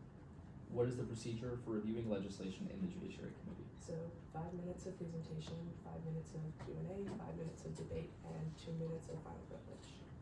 And lastly, what can the Judiciary Committee move to do to legislation besides amend it? Pass, fail, postpone, and table. All right, thank you so much. Those are all the questions we have for you today. Sorry, that was kind of quick. But Yeah. Okay, y'all have a of course. Y'all have a great one. You too. Somebody that looks like this, I just am like, Brett. What was that? No, this is just James Miller. I was looking at it. It's just Okay, Jessica. Okay, this one's gonna take a while. Are they in Senate? right No, now? they're not. Is it a phone? Is Jessica outside? no. Well, I don't know actually. Mhm. She wasn't there when I was there. Or if you need to charge your laptop, mine's at 100. Oh, 100%. I might have to give it to Aaron. Damn. No, I'm good for now. Look at this. That's crazy. He doesn't say for how long though. Wait, what are It you could be talking? over like 5 years. Yeah, you can do it like high school. Brett. What are you talking about? No, it's okay. How much like Looking at community you. service he is? Nope. I got nothing. I was confused about that. She's not even in Senate, but she applied to committees?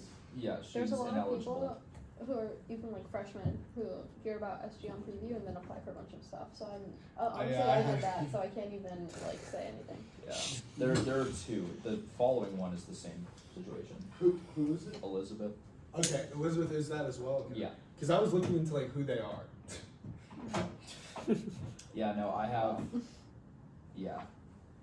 I have. If you have like questions on who is a summer replacement, who is permanent, who's not in Senate, I have all that written down. Got it. I have the Yeah. information on who's. Okay. I'm gonna actually ask you a couple things. What about Nyla? Now, Searle. Yeah. She's not in Senate, There you So go. they're but she's also. a student. She's a rising 4th year. So what do they apply for? Permanent though? Okay. Yeah. And summer replacement. Okay, got it. So we get 5 minutes. I guess just vibe. What's I have needed? I have a couple more people actually. Okay, keep going. Mackenzie, like Microphone. MY. Is that also? MY? Mackenzie Hancock. Yeah, Not in Senate. but permanent. Applied for permanent. That's position. fine. And then what did Sarah Tulinski? Not in Senate. Okay, but applied for permanent. Yes. Okay. And summer replacement. Qualifies, so that's good. And then Rose Parkinson. Not in Senate. Perfect. Permanent not vacancy.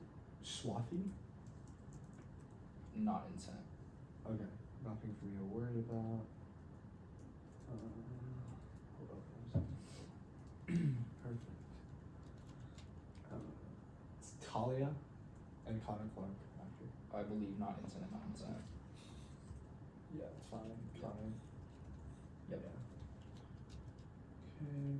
And then I'm assuming everybody like in this 230 area The last block are from like all not 230 in past Senate. are all not in Senate. Like Josh Laser, I know he's not. Yeah, Patrick none of them isn't are. in. Okay, we're good there then. After 230, no one is. Honest, after 215. 140, no Okay. one is in Senate. Yeah, because Eli isn't. I'm okay. He isn't. That makes sense. Jackson Ranson isn't. Cooper Neal isn't. All right, word. Everyone else is. If we're just naming people, I wanted to check. Elizabeth requests a phone interview. She did. Oh, is this the, yes it is, okay. This will be a FaceTime call. FaceTime audio, please. Yeah, I don't know how to do that, but. No, you got it. You're gonna FaceTime. I'm gonna click that button. Oh, okay. Yeah. That's so funny. Imagine. We learn Okay, new she things sent every this day. email just so everyone's aware. I hope you're doing well. I'm going to clarify my availability. Studying abroad for summer A, but returning for summer B and living off campus. So what did she apply for? Living off campus, the academic year. I hope she's on Eastern Standard Time for this and understands.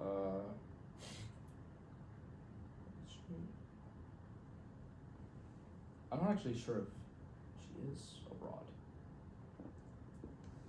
I got that confused with this one. Wait, no, yeah, she said she's studying abroad. I'm currently studying abroad Yes. for summer A. Okay.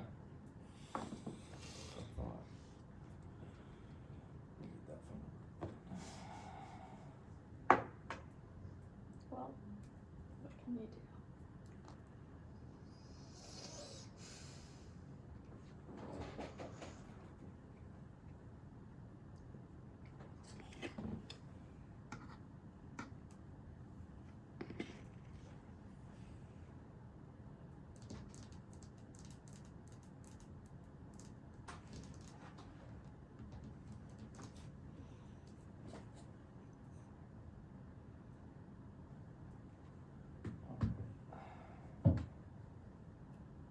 Yeah, I was looking up tricks with those. You can like flip them around.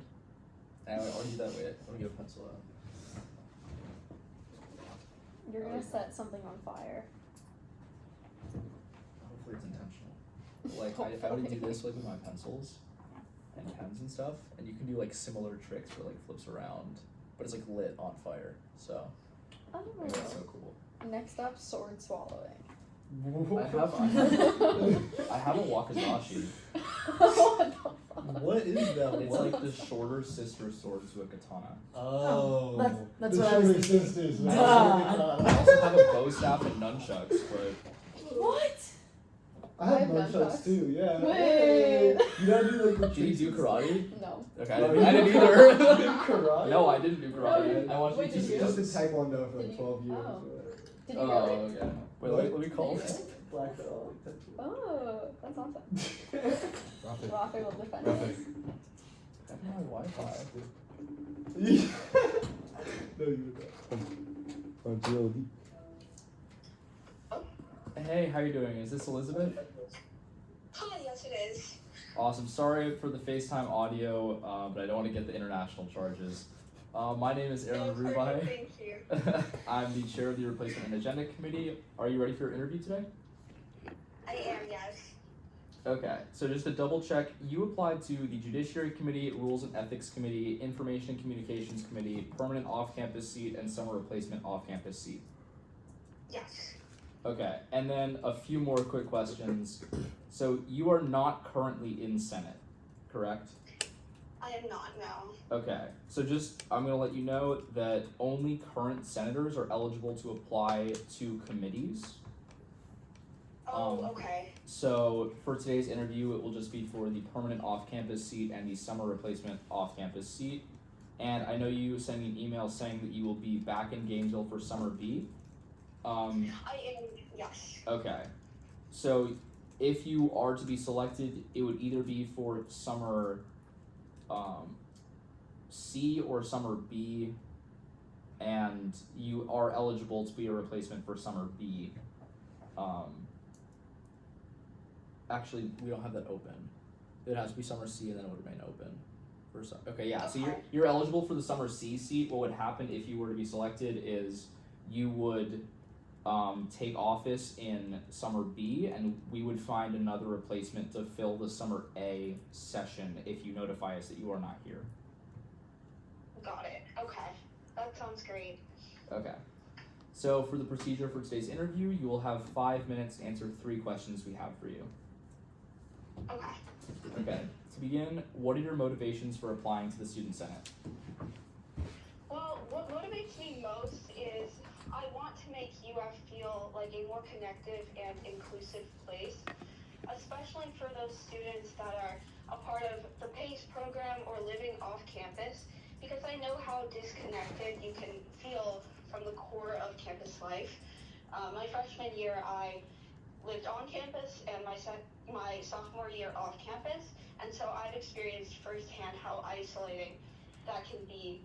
And as someone I'm currently studying abroad in Tbilisi, Georgia, and I know how important it is to stay involved with UF, and I want to make sure that every student, not only those taking classes at UF, but abroad and in the PACE program, no matter where they live, that they feel supported by the UF community.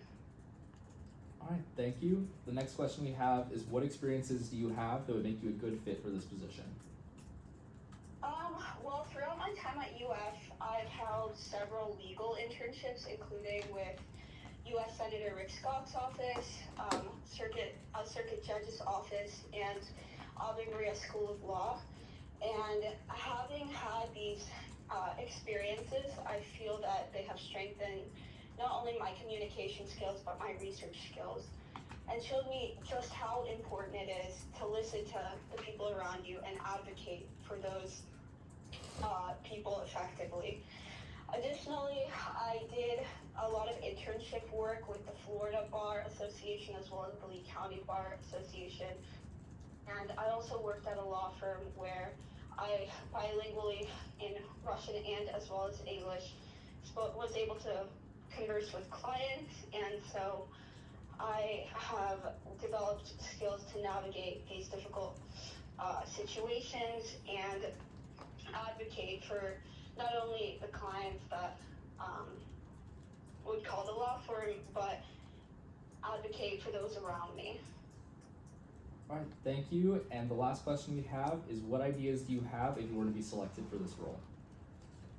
Well, one of my main ideas was to create peer accountability groups for students that are currently preparing for exams such as the LSAT, the MCAT, the NCLEX, especially those students that live away from campus and study alone. For instance, I'm preparing for the LSAT right now, and I can from firsthand experience say that it's very difficult to stay focused, and sometimes it can feel isolating. And so I feel that if students are able to establish this community between them where they can connect and support one another, it would benefit not only the students but the UF community as a whole. One other issue that's of great importance to me and affects me personally is I would advocate for extended library hours, because I think it's very important for all students to have access to not only quiet but also safe spaces to study, especially when it's later at night. And I know that many of those students, especially those who live off campus, don't always have these ideal study environments. And so we almost place a reliance on campus facilities in order to succeed in our classes. And so I think that by having library hours that extend later into the night, it would help these students to reach their academic potential, especially during high stress times such as exams. And my main goal is I really want to be able to advocate and help the off-campus students feel completely integrated into UF and have this UF experience that all students have. All right, thank you so much. Those are all the questions we have for you today. Okay, thank you so much, and thank you for taking the time to call. Of course. Have a good rest of your day. You as well. Bye.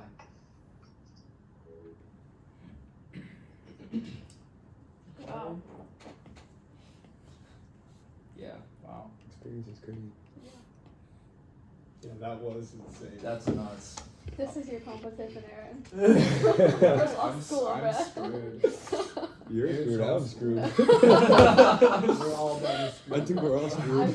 The other week we had an applicant who was like interviewing for I don't remember what it was, and they were also pre-med, and they had like the most crazy qualifications I've ever heard in my whole entire. No, it was For RNA? no, it was at the big event. The person who does gymnastics with UF. Leanne Wong. She's pre-med. Her research.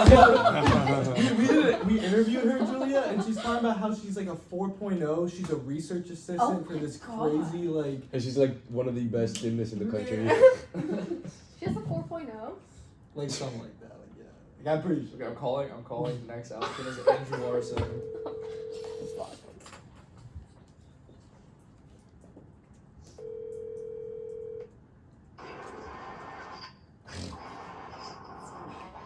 Hello. Hey, is this Andrew? Yes, it is. Awesome. How are you doing today? Doing good. How are you? Pretty good. Alright, just to double check, you applied to the Judiciary Committee? Yes, I did. Alright, for today's interview, you will have 4 minutes to answer 3 questions we have for you, and then 1 minute to answer the Judiciary Committee technical questions. Sound good? Perfect. Sounds great. Alright, starting off, what is your motivation for applying to this seat? Yeah. So in general, with student government, my goal is to ensure that the widest possible variety of voices are represented, are heard, both in the chamber and in the various committees, to make sure that our student government is working for the students to the greatest extent possible. With the Judiciary Committee specifically, some of the things that I would like to do is bring my unique voice from a minority perspective within the chamber to ensure that the legislation that we work on is clear from the onset, to avoid controversy in the chamber by speaking with the authors of bills, by speaking with the wide perspectives that we see in the Judiciary Committee, to work together, foster that collaborative environment, and make sure that the legislation that we're putting forward is really high quality. In addition, one of the things that the Judiciary Committee works on that is particularly compelling to me from the perspective of representation is apportionment. Historically, the map has been a controversial issue, and I would like to avoid that by working on something together that we can all be proud of, and who knows, maybe even pass that map by unanimous consent, and really work to make sure that we're all on the same page about these issues and work out issues from the onset. So that is why I want to be in the Judiciary Committee. Alright, thank you. The next question is, what experiences do you have that would make you a good fit for this position? Absolutely. So I have just celebrated my 1-year anniversary in the chamber. So I've worked on a variety of different legislative projects from a ton of different perspectives, as an author, as a sponsor, as a researcher, as an advocate for, and a detractor against. So I understand our legislative process inside and out. I understand the specifics of our format, which makes me a great fit for the Judiciary Committee, because obviously in the chamber versus in committee, you're looking at a different set of qualifications for what makes a bill appropriate. So my intimate understanding of the legislative process gives me the tools to separate those two different contexts of what makes a bill passable, what makes a bill worthy of a vote. Furthermore, I have experience working in a judicial capacity outside of a government legislative context.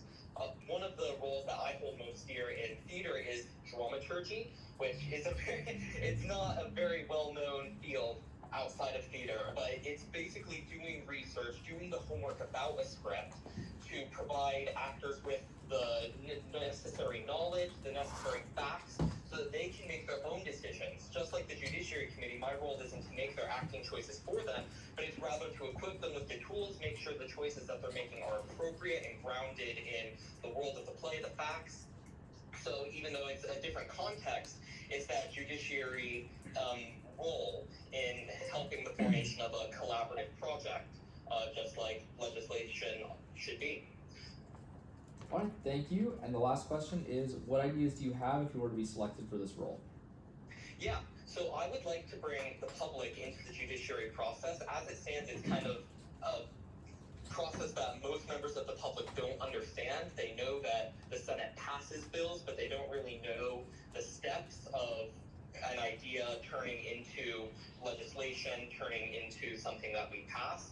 So I would like to engage the public, use the various channels that we have, such as social media, to get the public submitting ideas for legislation, understanding the process so that they can become familiar with the bills that we're passing before they hit the chamber floor by tracking them through judiciary. This will increase the quality of our legislation. It will increase the perspectives that we see represented in our legislation by bringing a wider variety of voices into it. And it will make sure that the public is satisfied with their student government. This will have a variety of impacts, including, better public perception, better public participation in our system, and it will just ensure that we're doing the best possible job to make sure our constituents are represented. All right, thank you. We'll now move into the judiciary technical questions, starting off with what are the 5 criteria for reviewing all legislation? Yes, so those are constitutionality, legality, implication, clarity, and format. What is the procedure for reviewing legislation in the Judiciary Committee? Yes, so it begins with 5 minutes of presentation by an author or sponsor of the bill, then 5 minutes of questions, 5 minutes of debate, and then 2 minutes of final privilege. All right, and then lastly, what can the Judiciary Committee move to do to legislation besides amend it? They can move to pass it, fail it, table it, or postpone it. All right, thank you so much. Those are all the questions we have for you today. Awesome, thank you so much. Of course, have a good rest of your day. You too, see you soon. Bye. Bye now. And is Jacob outside? Okay. How late are we right now? Good. Do you know him well or no? Well, Is he like competent? I was just wondering.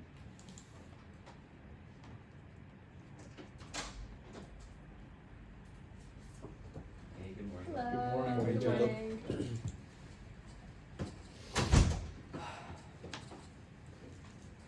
All right. Just to double check, you applied to the Judiciary Committee and the INC Committee. Yes. All right, perfect. So for today's interview, you'll have 4 minutes to answer 3 questions we have for you, and then 1 minute to answer the technical questions on both those committees. All right, perfect. Starting off, what is your motivation for applying to this seat? Absolutely. So I have 2 main motivations for each respective committee. It's follow through and education. So to touch on follow through specifically, that's more focused on the Judiciary Committee. I feel like it's a committee where you have the opportunity to really allow everyone in the chamber to truly give back to the constituents the ideas and goals that they had that got them elected into those seats. And I feel like sitting on that committee and being able to either provide criticism or provide praise on legislation to make it the best for the student body is something very unique. And then for education, I feel like the INC committee, the purpose is to be able to inform the general student body about what's going on in the chamber, how to get involved, the highlights of kind of to spotlight people and for the great things that they're achieving. So those are the 2 main goals that I have for each respective committee.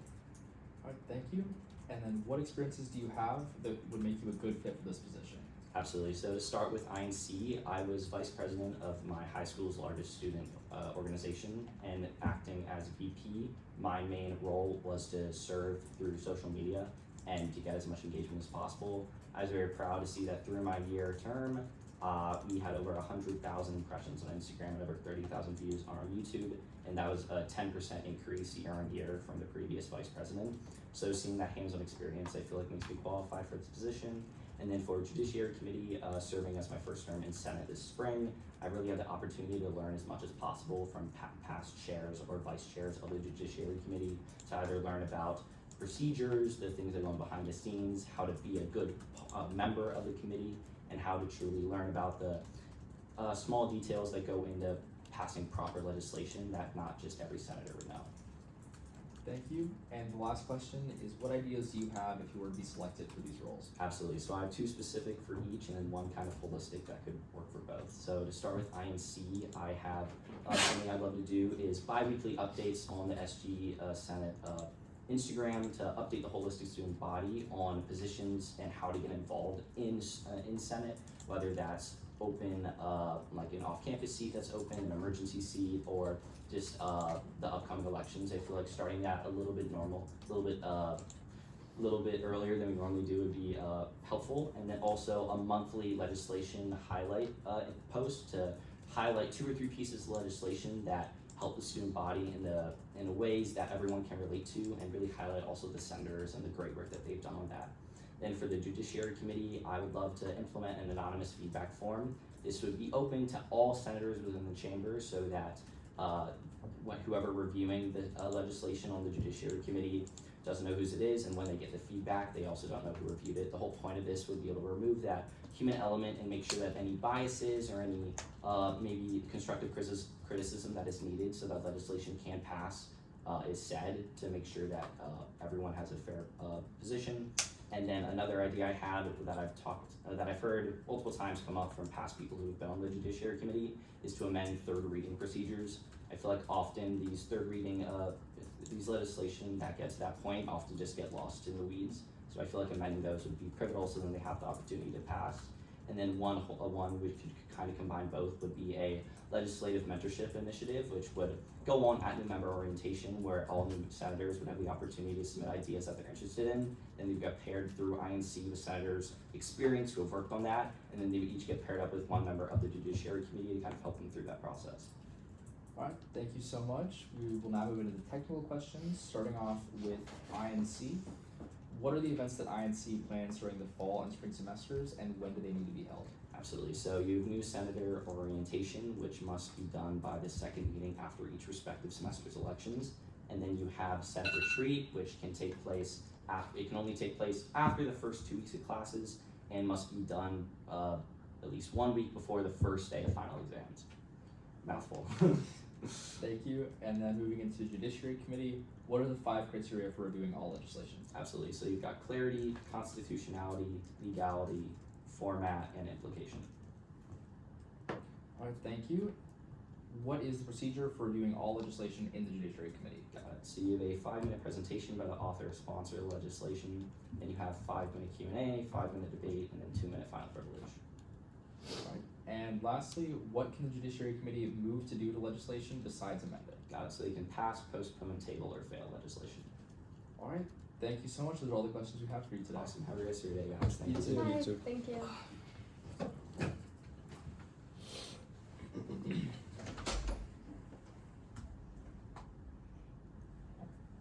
On the phone. Yes. This is Josh. I hate that we keep falling behind because we just don't get a break. I can imagine for you. I don't know. My mom called me. She's pissed. She is. Don't worry. She's fine.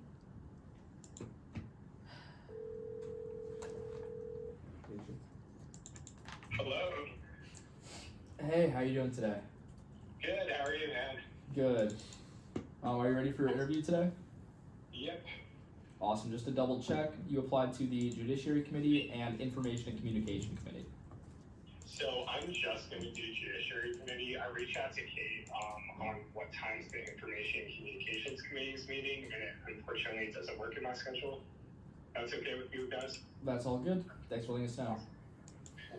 All right, so you will have 4 minutes to answer 3 questions and 1 minute to answer the Judiciary Committee technical questions. Awesome. All right, starting off, what is your motivation for applying to this seat? So I'm motivated to be in the Judiciary Committee and civic government in general because I really desire to make an impact in the lives of my fellow students here at the University of Florida. I've always been a fan and loving the University of Florida really throughout my whole life. I've had the absolute honor of serving as a senator for about 9 months at this point and being involved with my party for almost 2 years and then civic government in general for a year. Through all these experiences, it's really exposed me as to what student government does and why student government is so significant in day-to-day lives of students. Furthermore, the Judiciary Committee really plays a significant role in Senate. It's the filter between what goes into Senate, legislation-wise, except for mostly budget bills, and it serves as a way to make sure that every piece of legislation that we put out, ultimately publish and send to other people, is good. There's nothing wrong with it. It's legal, and I believe that the Judiciary Committee plays a really big role in doing that, and I would love to serve on it because of its impact. Alright, thank you. And the next question is, what experiences do you have that would make you a good fit for this position? So last summer, I served as a summer placement senator, and I actually served on the Judiciary Committee. I got to decide the fate of legislation. I also got to help amend it. I understood what legislation should look like and the little details about legislation that other people may not know. Things like Times New Roman font, the 12 sides of the text. I also got the chance to teach legislation, both code revisions and resolutions to other people, as well as pass both of those in Senate. I have a good understanding of what Robert's Rules of Order looks like through both clerking for the Judiciary Committee and being on other committees in Senate, as well as clerking for a billion other committees.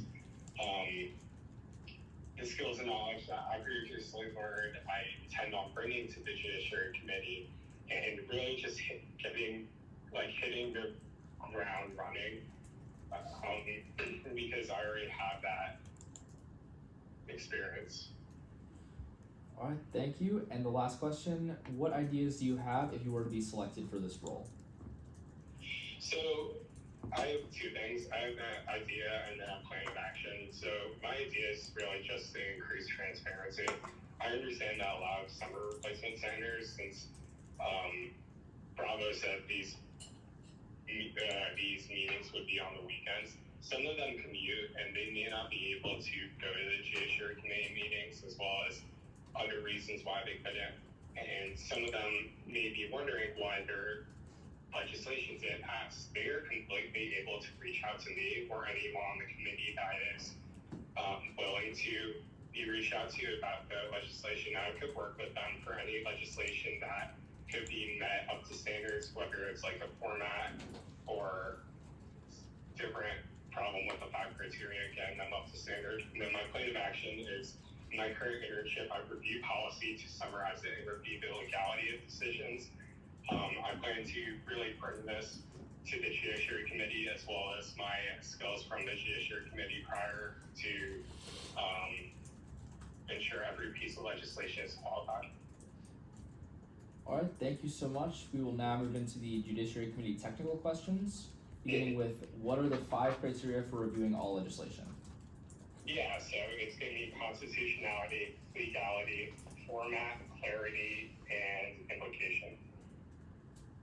Alright, thank you. And next question is, what is the procedure for reviewing legislation in the Judiciary Committee?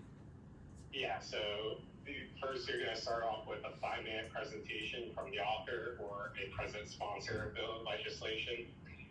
You're going to go 5 minutes of Q&A from the committee, then the committee debates for 5 minutes, and then the author or sponsor that presented has 2 minutes of final privilege.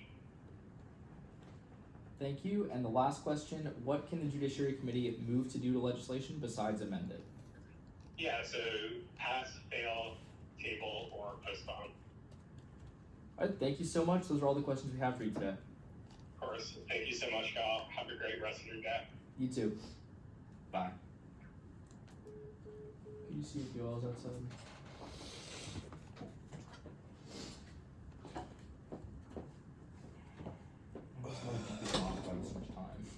And we're 2 hours done though. 2 hours through. Yeah.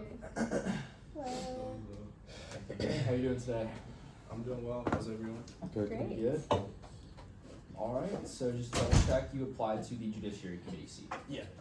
Awesome. For today's interview, you'll have 4 minutes to answer 3 questions we have for you, and then 1 minute to answer the technical questions for the Judiciary Committee. Alright, starting off, what is your motivation for applying to this seat? Yeah.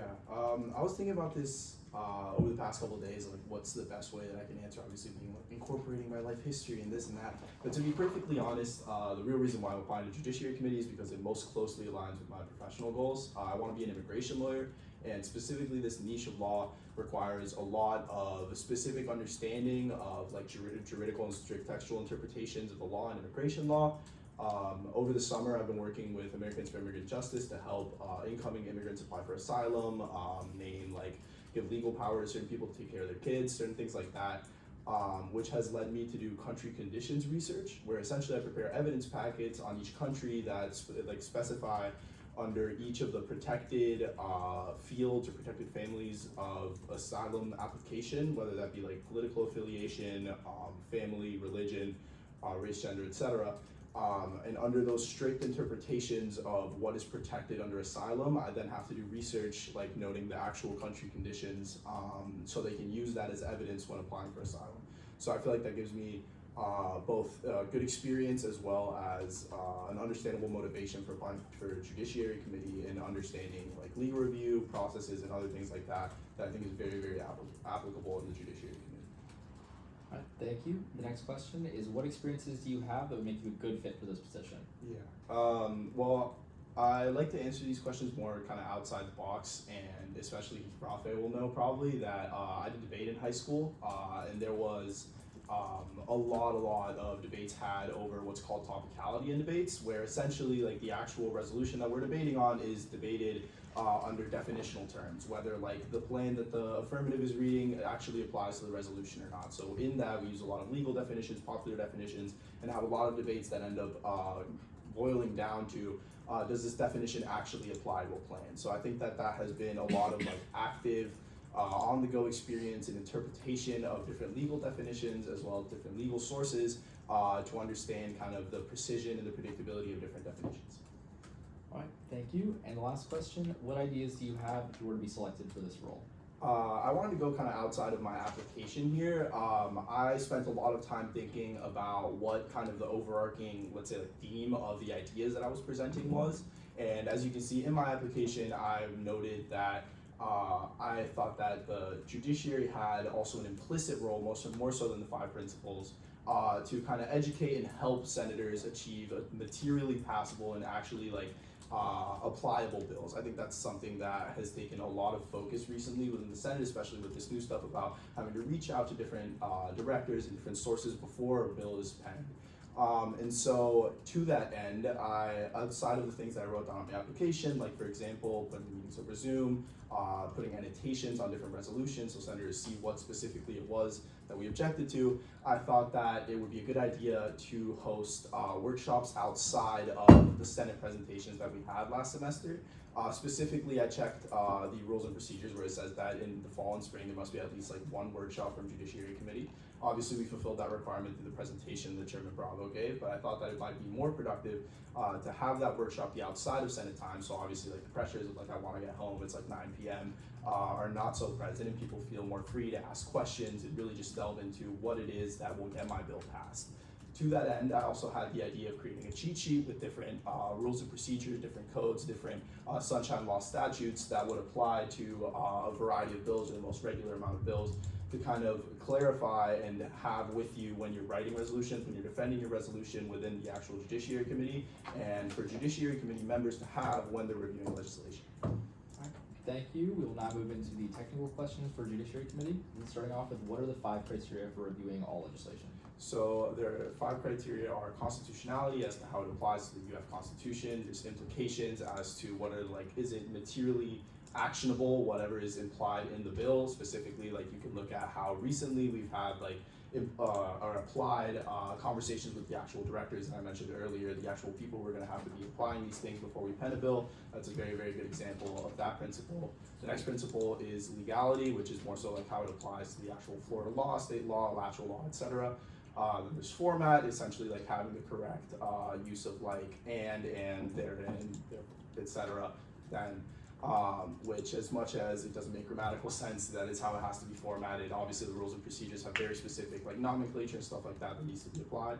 And finally, clarity, to what extent does the bill actually like very clearly state what it intends to accomplish or what it intends to support.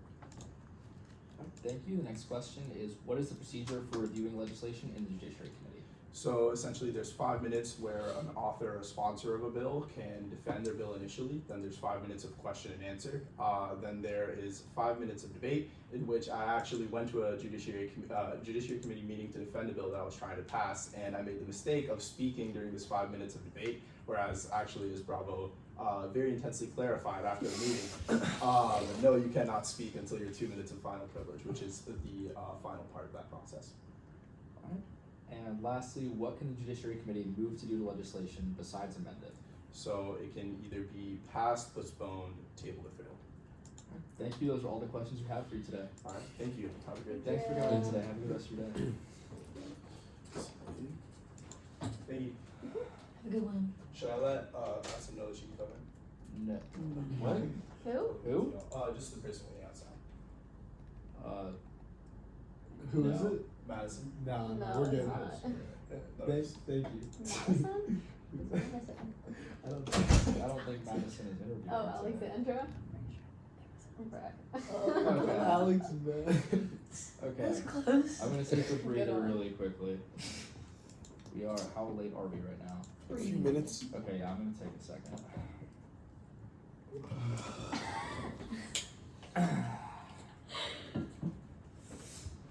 Okay, so next up is Preston, who is a phone interview. I haven't been able to meet Preston yet. I'm really sorry. You're missing out. Was he there on Tuesday? I have no idea. So Okay. No. Everyone good? I think he actually was. I think he was.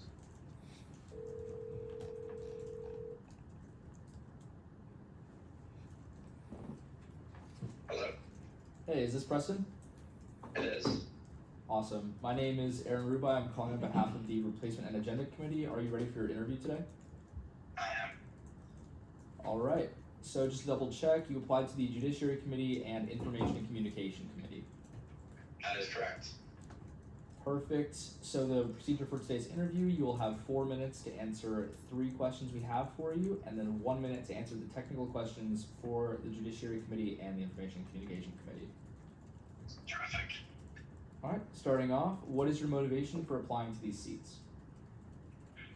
For INC, Information and Communications, my main motivation comes from just seeing Senate from the outside. I'm new to Senate over summer A, and I've kind of noticed that a lot of my friends, and myself included, while we were going about our everyday lives at UF, Senate was never really kind of presented to us.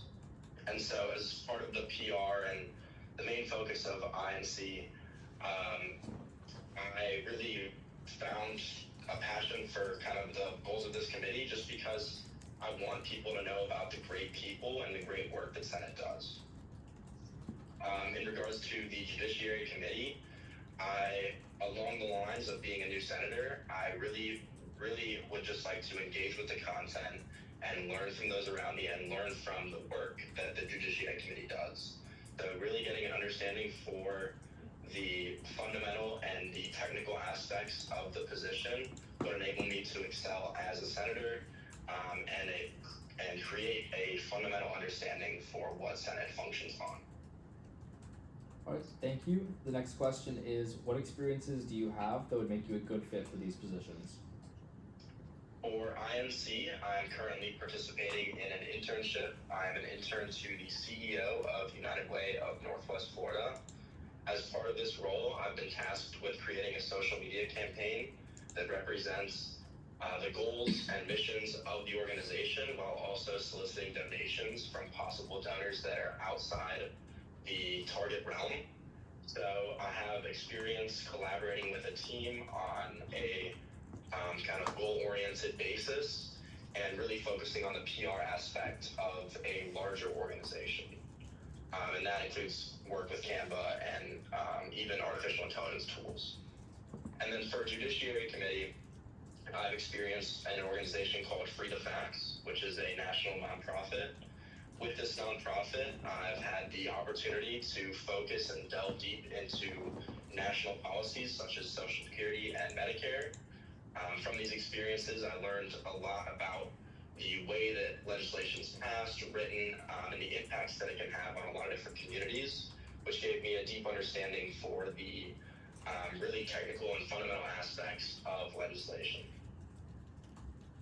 All right, thank you so much. And the last question, what ideas do you have if you were to be selected for these roles? Yes, so for INC, the first idea that I have is Senate Snapshot, which is an initiative that focuses on connecting the communities like I talked about in my interests, really focusing on how do we connect the student body with the individuals that are in Senate, not just the work they do. So as part of this, highlighting senators on social media posts, and so saying, here's a senator that has done this and is from this and enjoys doing this. And it really serves to connect the student body with Senate and the work that it does. In addition, the codes only require one Senate retreat per for the entire summer, even though there's 2 constituency periods. So if selected for this committee, I would spearhead a program where we create 2 Senate retreats for different senators who may be entering or exiting during either period. And then furthermore, during these retreats, I think it's critical to enhance attendance. One thing that we can do is creating a impact through them. So working on some kind of project or working with the community, things that people in Senate want to attend and want to be a part of because there is a visible and lasting impact. For the Judiciary Committee, I believe creating an AI chatbot would be the best way to reduce backlog with legislation. As part of this, the AI chatbot could work both with senators in the committee and outside the committee to reduce errors in legislation, making it easier and more accessible. That is your time for this section. We will now move into the technical questions. Starting off with, for the Judiciary Committee, what are the 5 criteria for reviewing all legislation? Yes, the 5 criteria are constitutionality, implication, legality, format, and clarity. What is the procedure for reviewing legislation in the Judiciary Committee? A 5-minute presentation by the authors, a 5-minute question and answer period with the committee, a 5-minute debate, and a 2 minutes for final privilege. What can the Judiciary Committee move to do to legislation besides amend it? Fail, table, postpone, or pass besides amend. Alright, now we'll move into the INC questions. What are the events that INC plans during the fall and spring semesters, and when do they need to be held? There are 2 events. The first is Senate Retreat. Senate Retreat needs to occur 2 weeks after classes begin, but 7 days prior to the first day of finals. And there is New Senator Orientation, which needs to occur within the first 2 meetings of Senate after the election results. Alright, thank you so much. Those are all the questions we have for you. Great. Thank you for your time. Of course, have a good rest of your day. You too. Bye. Bye. Alright. Okay, what? Madison, man. Yes. Crazy. Is that like her middle name or something? No. No, it's just not her name. It's not her.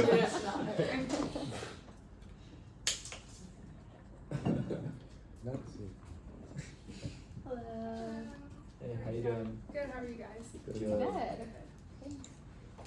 Alright, just to double check, you applied to the Judiciary Committee and R&E. Yes. Okay, perfect. So the procedure for today, you will have 4 minutes to answer 3 questions we have, and then 1 minute for the technical questions. Awesome. Alright, starting off, what is your motivation for applying to these seats? So I really look at my time in Senate as a privilege, something that I worked hard for and I was able to achieve, and it's really special to me, my ability to be a senator. So I think the best thing about judiciary rules and ethics is to make sure that Senate runs smoothly and quickly and efficiently. As for judiciary, it really motivates students to pass legislation and write legislation and to make sure it fits all the parameters. So I would love to serve on the committee to be a helpful hand to making sure that students have the easiest time writing legislation and making sure that it's correct. and it's efficient and it's accurate, and that it best serves the student body. And for rules and ethics, I think the same thing applies. You know, the purpose of that committee is to make sure senators are showing up and they're meeting their constituency. And I don't look at that as just coming to Senate and going to your constituency requirements. I think that's actively connecting with the student body and making sure that you're representing the seat that you are in for. So I also want to make sure that students are motivated and able to meet those requirements as much as possible and represent their seat as best as possible. Thank you. The next question is, what experiences do you have that would make you a good fit for these positions? Yeah. So for judiciary, I currently serve as director of Congress for the Florida Blue Keys Speech and Debate Tournament. I've done Congress for the past 6 years in high school and also with the tournament.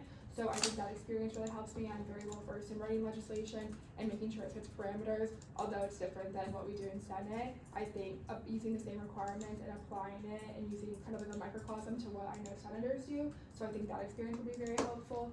And I also did an internship with my local public defender's office. So really becoming familiar with case law, I think, has been a really big part that will help me in this seat. And then also with rules and ethics, I think the debate tournament experience will also help me because in my position, I'm tasked with overseeing a team of like 4 assistant directors as well as other staff members. So making sure they meet their requirements and they're submitting what they need to submit is part of that. I also was director of outreach for Homecoming and Gator Girl, so I was making sure people were showing up to their tabling, showing up to the event, so also tracking that involvement was a big part that I think will be helpful for Rules and Ethics Committee. And then also that internship with the public defenders, I think that'll also come in handy because I know that Rules and Ethics is in charge of like filing the Senate meetings and the voting records, so I was also in charge of having a lot of organizational skills and filing those documents for that as well. Thank you. The last question we have is, what ideas do you have if you were to be selected for these roles? Yeah. So for judiciary, I think the biggest part is to make sure that students are motivated to writing legislation and are writing it effectively and accurately. So one idea is to have a workshop where the judiciary committee hosts either in person or online workshops where people can come in and ask questions, and this can kind of host as like office hours for the judiciary committee. So if people are interested in writing legislation or in the midst of it, they can ask questions and get guidance. I also think another thing is publishing a rubric so that people can refer to it and look at that. And then also possibly launching a mentorship program where there's 9 committee members and each kind of oversees about 10 senators. So if they have questions about writing legislation, they could do that. But I also think a big part of the Judiciary Committee that we should expand upon is also informing the student body because we're representing them. So perhaps using the Instagram and spotlighting summaries of legislation because I know a lot of students don't look at the minutes or look at the agenda for Senate meetings. So posting those on the Instagram of a quick summary so that students are aware of what we're doing. And also just kind of going over a session overview at the end of each term for all senators to be updated. And then for rules and ethics, I think it would be really amazing to create like a collaborative calendar just because I might not be aware of a constituency requirement that other senators are aware of and vice versa. So making sure that we give ample opportunities as well as sending out maybe a monthly newsletter to everybody to show these are what you can be doing and this is what is available to me. And then I think also for me as a new senator coming in spring, I also wasn't sure when my requirements were being met and if my attendances were being counted or whatever. So maybe every week or so submitting new things or emailing senators and saying this is where you're at with your constituency, your attendance, this is how much more you have to complete. And then also possibly doing a recognition program where at the end of each term we highlight senators who went above and beyond in their constituency and attendance. Thank you so much. We're now going to move into the Judiciary Committee technical questions, starting off with what are the 5 criteria for reviewing all legislation? Constitutionality, implication, legality, format, and clarity. What is the procedure for reviewing legislation in the Judiciary Committee? 5 minutes of presentation from a sponsor or author, 5 minutes of Q&A from the committee, 5 minutes of debate, and then 2 minutes of final privilege. What can the Judiciary Committee do to legislation, move to do to legislation besides amend it? Pass, postpone, table, or fail. And then for rules and ethics, how many absences does it take for a senator to be resigned by non-attendance, or in other words, expelled from Senate? For fall and spring, it is 3 unexcused absences or 4 combined excused and unexcused absences, and then in summer terms, 2 unexcused absences or 3 combined unexcused and excused absences. And the last question, when do absences and constituencies reset for all senators? So absences begin at the start of each new Senate term, and then constituencies take place the first day of classes for a new academic semester and end the last Senate meeting of that same academic semester. All right, thank you so much. Those are all the questions we have for you. Have a great day. Thank you. You too. Yeah. Can you see if Adam is outside?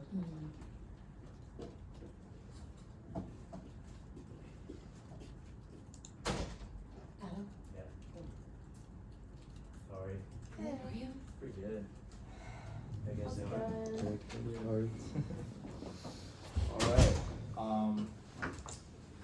So, my name's Jeremy, if we haven't met yet. I'm the chair of the replacement agenda committee. I'll be asking the questions today. Everyone else will be taking notes, but they'll be intimidated. Awesome. Just to clarify, you applied to the rules and ethics committee and the permanent off-campus seat. Yeah, I applied them separately. I wasn't planning on applying to the off-campus position, but changed my mind. Thought it'd be a good idea to do so. Got it. All right. Well, the procedure for today's interview, you will have 4 minutes to answer 3 questions we have for you, and then 1 minute to answer the rules and ethics technical questions. Okay. Sound good? Yeah. All right. Starting off, what is your motivation for applying to these seats? So, my main motivation is, I'm a summer replacement senator. So, coming in, honestly, I didn't know much about the Senate. And after my first meeting last week, I realized how, the Senate is a positive and, really respectful environment. And I just basically would love to have a leadership position in such a great place to be in. Also, I don't think I've mentioned this, but I'm an international student. I was born and raised in Brazil until the age of 14. And I would just love to represent, international students and other unrepresented, communities on campus. Thank you so much. The next question we have is, what experiences do you have that would make you a good fit for these positions? So, I think the main experience that I have that would contribute the most to, the off-campus position and the Rules and Ethics Committee would be my part-time work that I did. I still do, but, because of the summer, they're not really going on right now. In the UF's fundraising department, so I basically recruited people to fundraise for many scholarships and funds in whatever college they went to here, and with that I had to communicate professionally to everyone. I had to keep disclosure on their bank statements and all that. I had to be really professional and use that in every day. So I think that would help me the most in either the permanent position for off campus or the Rules and Ethics Committee. Thank you. And the last question, what ideas do you have if you were to be selected for these roles? So for the Rules and Ethics Committee, like I said, I'm a summer replacement senator. I think it can be really hard, especially in the beginning, to get acclimated to the Senate, because it is a lot of information when you first get in. So I would work on a program that, tries to make the whole transition easier, not just for summer senators, but for whoever's coming. So, I could create info cards, I could, work on, whatever would make retaining that information a lot easier. And for the off-campus position, I think that, especially for incoming freshmen that are living off campus, there's not really a way to integrate everyone that's living off campus. So I feel that most of the times they're really segregated from the rest of the, student community, UF's community. So I don't know if that already exists, but if it does, awesome. If it doesn't, we can work on it. Like an LLC, living and learning community for off campus, where they can meet maybe once a week and, just make new friends, new connections. Thank you so much. We will now move into the rules and ethics technical questions. Starting off with, how many absences does it take for a senator to be resigned by non-attendance, or in other words, expelled from Senate? So in the fall and spring, it's 3 unexcused and 4 total, so unexcused and excused. And in the summer, it's just 1 less for each category, so 2 unexcused and 3 total. When do absences and constituencies reset for all senators? So constituencies, they begin in the first day of classes for whatever term you're on. So fall, spring, or summer, whatever, first day of classes, and it ends on the last Senate meeting. And you said absences, right? Mm-hmm. Yeah, for absences, it's based on the Senate term that the senator was elected. Alright, thank you. Those are all the questions we have for you today. Awesome. Thank you so Appreciate much. you coming in. Thank you. Thank you. You guys have a great day. You too. Thank you as well.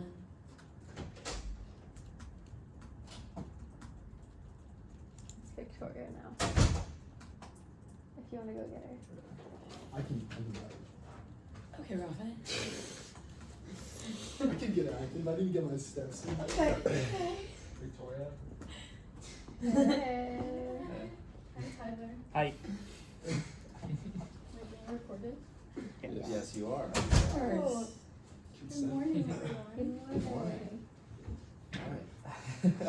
Hi, my name is Aaron Rubina. Okay. Hi, everybody. Now we know each other. Victoria, yes, nice to meet you. Just to double check, you applied to the Rules and Ethics Committee, correct? Yes, sir. Okay, perfect. Sorry. Okay, so the procedure for today's interview, you will have 4 minutes to answer 3 questions we have for you, and then 1 minute to answer the R&E technical questions. Sound good? Perfect. All right. Okay. Starting off, what is your motivation for applying to this seat? Thanks so much for asking. So I've been involved in student government for over 3 years now. And in my most previous role as the head of the DEI agency for student government, I faced a lot of difficult decisions regarding the cuts to DEI being made in Florida. So I had to fight a lot for not only the legitimacy of my agency, but also providing support for thousands of students across campus, whether we felt attacked or unsupported during these times. So I'm very excited to continue my work in DEI through Senate.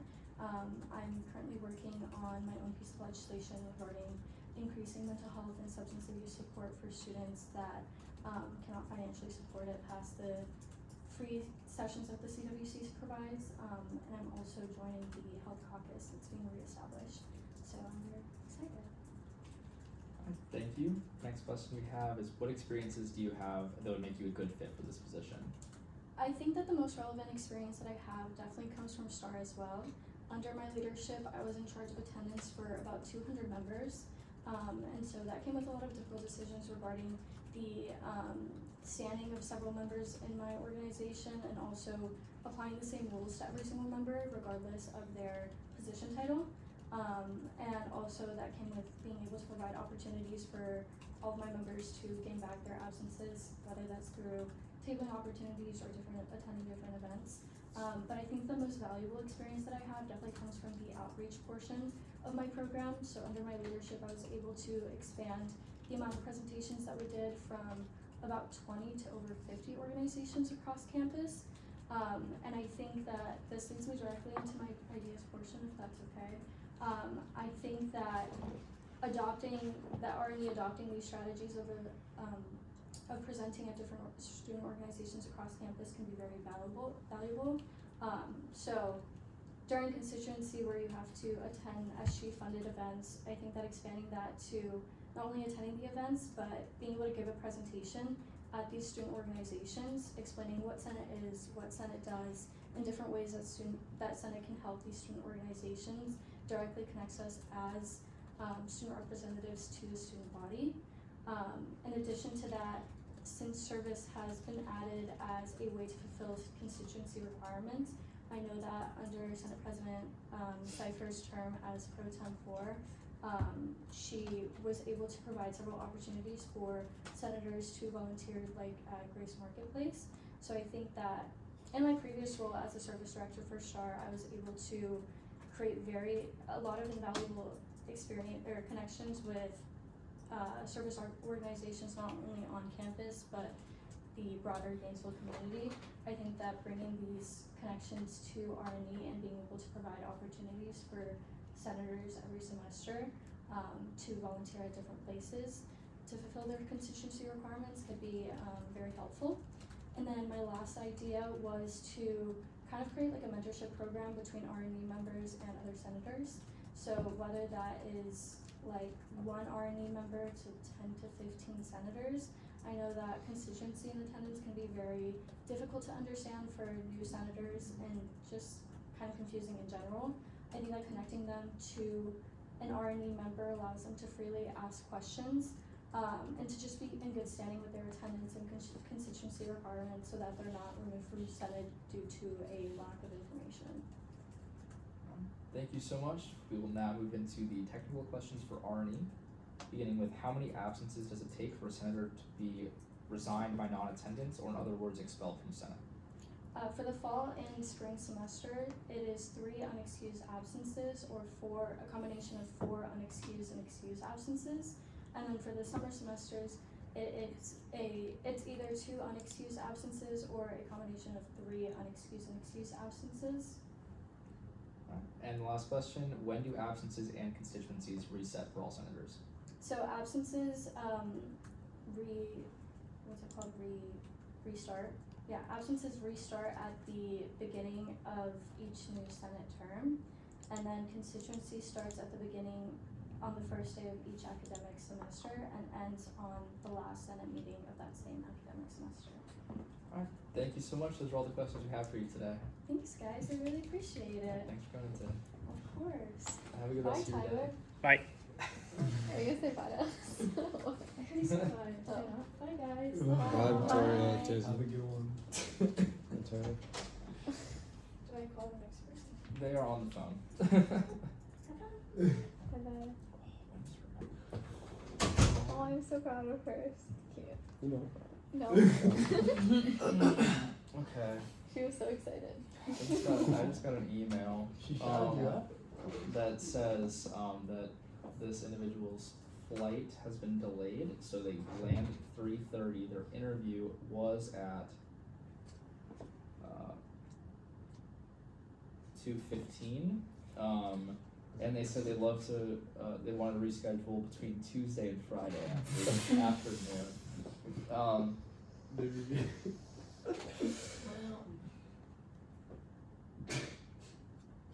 So you have to reschedule. Yeah, that's. I don't know if I emailed that. Okay, I'm gonna go to the next interview because that's not the person. So we are moving on to We could maybe just call him at the end. Zoe. Yeah.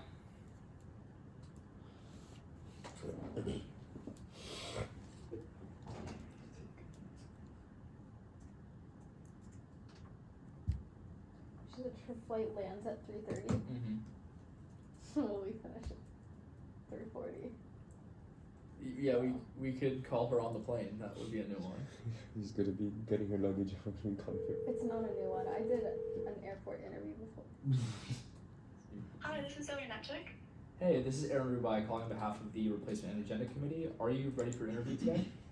Oh, awesome. Yes, I am ready whenever you are. Okay, perfect. Just to double check, you applied to the Rules and Ethics Committee, correct? Yes, that is correct. Awesome. So for Also, yeah, go for it. sorry, by the way, I just wanted to say I'm so sorry that I wasn't able to be there in person. I had to work today, and just because of the holiday weekend, they didn't let me get off. But I'm so sorry. I would have been there in person if I could. Don't worry about it. Okay, thank you. Alright, so for today's interview, you will have 4 minutes to answer 3 questions we have for you, and then 1 minute to answer technical questions about the R&E committee. Sound good? Okay. Yep. Alright, starting off, what is your motivation for applying to this seat?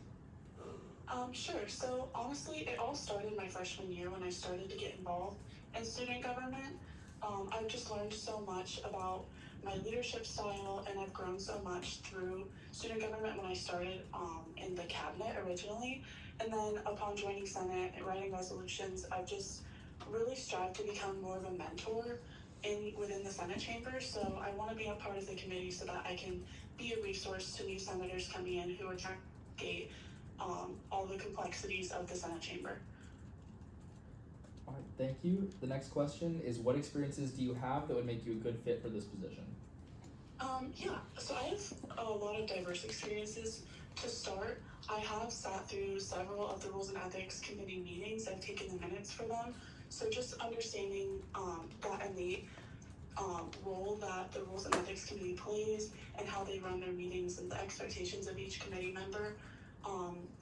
I also was, or I still am, a research assistant for the Beckner Center for Freedom of Information. So basically what that role entails is making sure that government agencies are being transparent with just members of the community and giving correct information for the Freedom of Information project. So with that comes a lot of the need to be transparent and be nonpartisan and just have a cohesive effort among government agencies. So that directly translates to the Rules and Ethics Committee because it is nonpartisan and it's just about what is right and how senators can be held accountable.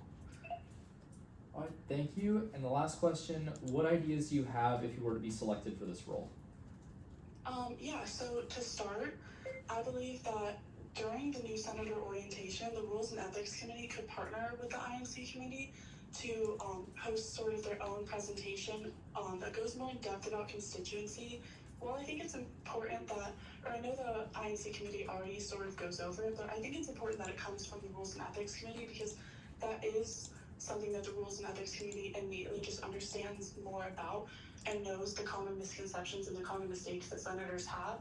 It also introduces the Rules and Ethics Committee to the Senate chamber as a resource for those new senators so they know who to come to for questions, and they already start building that mentorship and that relationship, and I think that is so important. Also to grow the constituency calendar that was recently established. So while that has been such a great resource, I think that it can even be improved more. So to include one of the, like a Google form in the listserv for student government funded organizations so they can add to the calendar as well, because just inevitably some of the committee members might miss an event or miss what an organization is doing. So coming from those organizations helps facilitate that interaction and helps them be involved and make sure the facts are right, especially if like an event is canceled at the last minute. They have that information a lot more readily available than the committee members would, for example. Also just more resources in general on how to find student government funded events. So letting senators get more access to which organizations are student government funded, maybe through a link to Gator Connect on the student government website, or just partnering with organizations on campus and having them come into the Senate chamber and give their own presentations on what they stand for and what recent events they have coming up, like just to help senators get even more interaction with the student body in general. I think that those could all be really helpful for just helping grow that interaction between the senators and their constituents. All right, thank you. Whoop, perfect timing. We will now move into the, sorry about that, I was muted. That's okay. Perfect timing, by the way. But yeah, now we'll move into the rules and ethics technical questions. Starting off with, how many absences does it take for a senator to be resigned by non-attendance, or in other words, expelled from Senate? Absolutely. So for fall and spring, it would be 3 unexcused absences, or a total of 4 combined, so unexcused and excused. And then for summer A and B, those are separate terms. It would be 2 unexcused or 3 combined, excused and unexcused. And then lastly, when do absences and constituencies reset for all senators? So absences reset at the first Senate meeting of each term in the semester, and constituency resets at the first day of classes for each term, for each semester. And then they both would end during the last Senate meeting of that semester. All right, thank you so much. Those are all the questions we have for you today. Awesome, thank you so much for your time. Yeah, have a good rest of your day. You too, bye. Bye.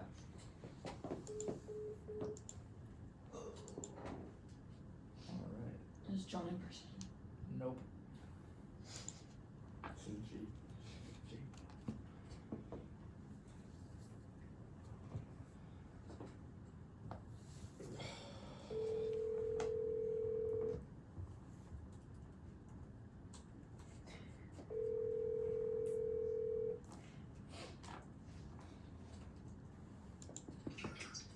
Hello. Hey, is this John? Yes, can you hear me fine? Yeah. My name is Aaron Aruba. I'm calling on behalf of the Replacement and Agenda Committee. Are you ready for your interview today? I am, ready whenever you are. Awesome. And just to double check, you applied to the Rules and Ethics Committee, correct? Absolutely, yeah. Okay, perfect. So for today's interview, you will have 4 minutes to answer 3 questions we have, and then 1 minute to answer the technical questions for R&E. Sound good? Okay. All right. Starting off, what is your motivation for applying to this seat? Yeah, so just for my in real life now, I've been working at internship at the state attorney's office for 2 years now, and it's really shown me a lot about accountability. And I think about keeping your institutions accountable to the public and to the general constituents. I mean, for us now, I've been working now at the officer involved critical incident department, which basically means when a police officer uses lethal force at the state attorney's office, we review it and see if the lethal force was justified. And I've been helping them prepare those cases. So to me, that means a lot of just about making sure that we keep our institutions accountable. And I think that really goes well into what rules and ethics does, is make sure that we actually do our jobs and are being held accountable to the people who elected us. All right, thank you so much. The next question is, what experiences do you have that would make you a good fit for this position? Yeah, so I've worked as our legal chair at my fraternity now, where it's helped maintain a system of accountability for the brothers, and basically emphasizes more than just the hard force of, this is the rule, you have to follow it, this is a fine. It's more about keeping people responsible while also supporting them. I've also worked with our bylaw committee, which does work where we create and reform our bylaws to better reflect the current chapter. I think both those goes into rules and ethics. That's a lot about making sure our requirements are fitting for the task at hand, and making sure that we keep people both actually doing the constituency and also reforming it as needed and going where that requires. And especially with that legal chair position, that's helped me really improve the standards we hold for our brothers and making people feel respected while doing that process. In addition, over the summer, I've been a summer student traffic court justice, and that's helped me a lot with applying fairness as well as nuance to certain situations. We decide whether someone deserves the full fine or reduced fine or no fine at all when we're looking at citations. And that's helped me a lot of balancing the enforcement of our rules with empathy, which is, I think, an essential skill, one of the most absolutely for this committee. All right, thank you. And the last question, what ideas do you have if you were to be selected for this role? Yeah, so I think the way we can help reduce probation, students who go on probation, or senators who go on probation or resignation by non-attendance, is having our emails we send before meetings include a calendar, or during the Senate meetings be able to give a calendar of upcoming events or suggested events, especially for summer because there's less events going on. I also think that we can have a one committee member be a primary point of contact, whether it be chair, vice chair, or one other committee member, to help specifically be there to whenever anyone has a question about their own requirements, or if we're getting them on our end, they're the person they can talk to, as well as having individualized updates on attendance and consistency requirements probably around the halfway point through the term. I also think a couple of other ideas I like is at the end of the term having a small report basically about our own general analytics of how people are doing the constituency and how many absences are people getting. I also think we could have an anonymous feedback survey after the term to see how people prefer or liked the way we did it that semester. And especially other than that would be a recognition for people who are absolutely doing the most, people who go to the most events. I think that'd be something that'd be good for them. Thank you. We will now move into the technical questions for the Rules and Ethics Committee. The first question is, how many absences does it take for a senator to be resigned by non-attendance, or in other words, expelled from Senate? Yeah, so for the summer, it would be 2 unexcused absences, or a combination of 3 unexcused excused would cause resignation by non-attendance. Or in the fall and spring, it would be 3 unexcused absences and 4 combined excused unexcused. All right, and then the last question, when do absences and constituencies reset for all senators?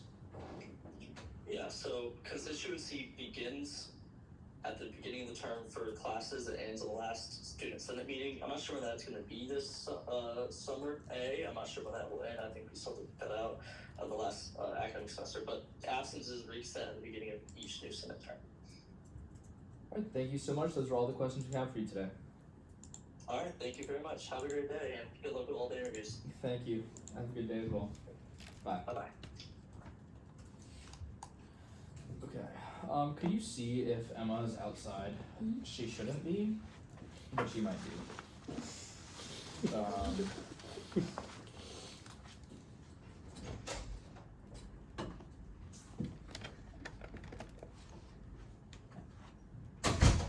Okay, I'm getting like multiple emails right now about people. Emma's not here. Okay. We're still behind, aren't we? We're still behind. I think so. Okay. Okay. Do you want me to grab Maddie? She's out there. Give me 1 second. No rush. You're not obligated to respond. I know. See, I'm confused. The question was about the flight, and I said, "Are you available at 3:40?" And her response was that, which doesn't answer the previous email of whether or not she can interview at 3:30. It's just not.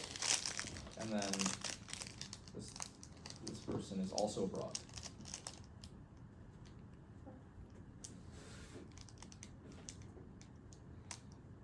Wait. Oh, this email is. Okay, I don't know why he said that to you. Time goes the other direction. He's ahead of us. I feel like he was taking this at 3 a.m. Me and my MCAT class in Israel at 4 a.m. Okay, obviously, but like, oh my god. I just reminds me of Okay. a birthday cake. Yeah. Yeah, you're good. The sprinkles and stuff. Talking about how that Pop-Tart flavor. Strawberry, not I love that Pop-Tart It just reminds me of a birthday cake, dude. It's really good. What? It's It clearly has, like, strawberry. There's no way you're Dude, that's like top 3 Pop-Tarts. Hello. Hi. Hey, how you doing? Good, how are you guys doing? Good. Hi, Tyler. Hi. How are you? Good. How's innovation going? Good. Thanks. Alright.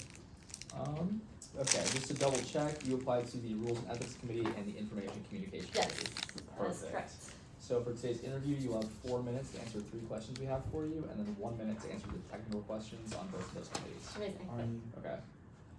Starting off, what is your motivation for applying to these seats? Yeah, for sure. So one of my main motivations, I'm actually a 3rd generation Gator, so both my parents and my grandpa went here, yes. So I actually grew up like coming to football games and really being on this campus, and ever since I was a kid, I really knew how much I loved UF and how much I really wanted to get involved. I really value giving back to my community, so I've always done a lot of stuff in servant leadership as well as like community service and involvement. And I feel like through these positions, I really get the ability to not only give back to my community and build better relations with the student body, but really make that tangible impact that I've been wanting to do since I was like 10. Yeah. Alright, thank you.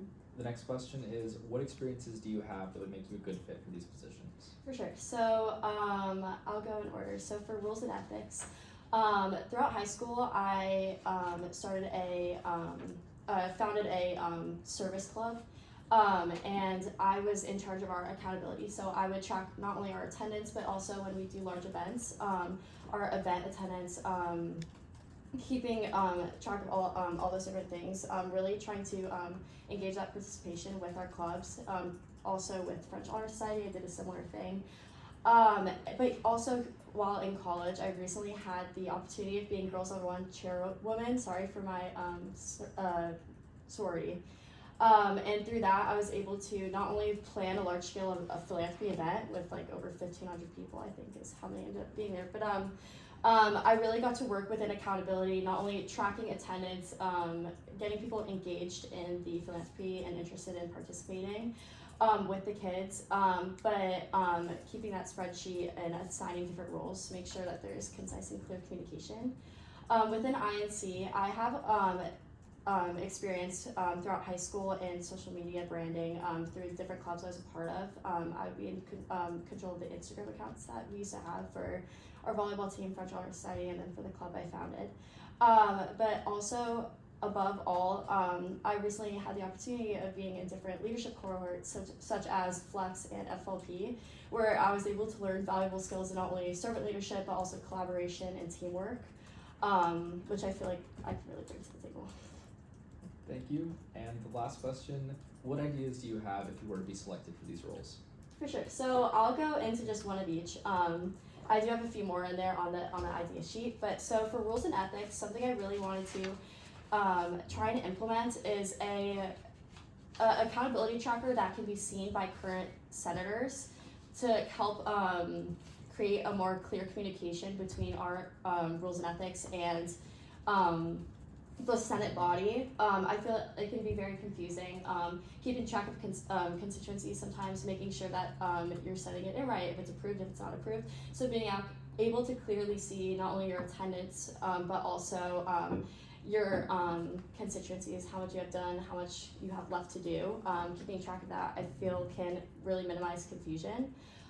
Within INC, something I'm really passionate about, I feel like could be really amazing to implement is CSR events. So CSR stands for Corporate Social Responsibility.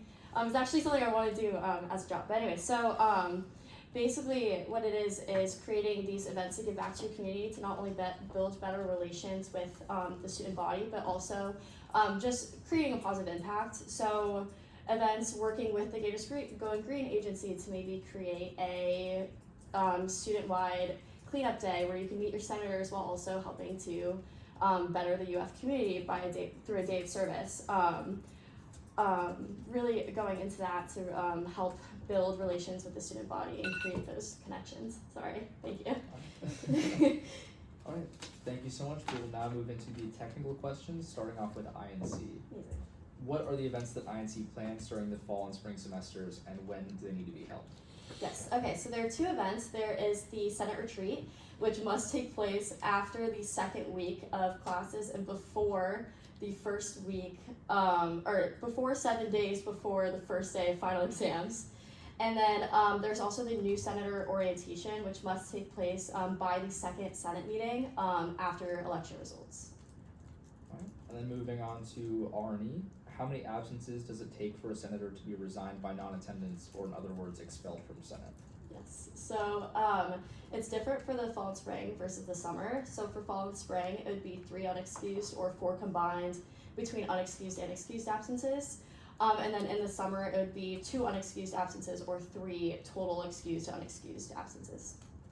And the last question, when do absences and constituencies reset for all senators? Yeah, so absences reset at the beginning of each new Senate term, and then constituencies start the first day of classes of the new academic term and end the last Senate meeting of that same academic term. All right, thank you so much. Those are all the questions we have for you today. Thank you so much. I really appreciate it. Yeah. Amazing. Have a Have a great good day. rest of your day. You too. Good to see you, Tyler. I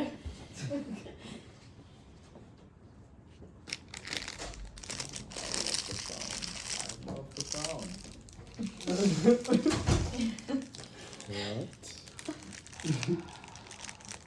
We're almost done to lunch. Yeah, they're almost. I have to think so bad. Me too. Me too. All right. This socket on is a phone call as well.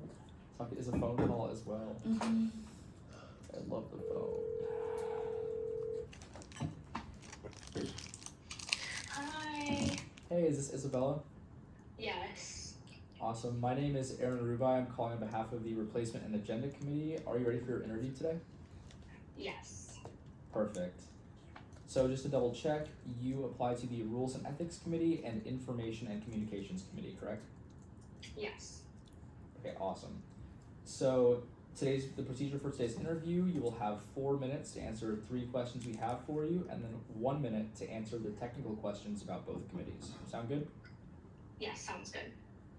Okay, the first question is, what is your motivation for applying to this seat?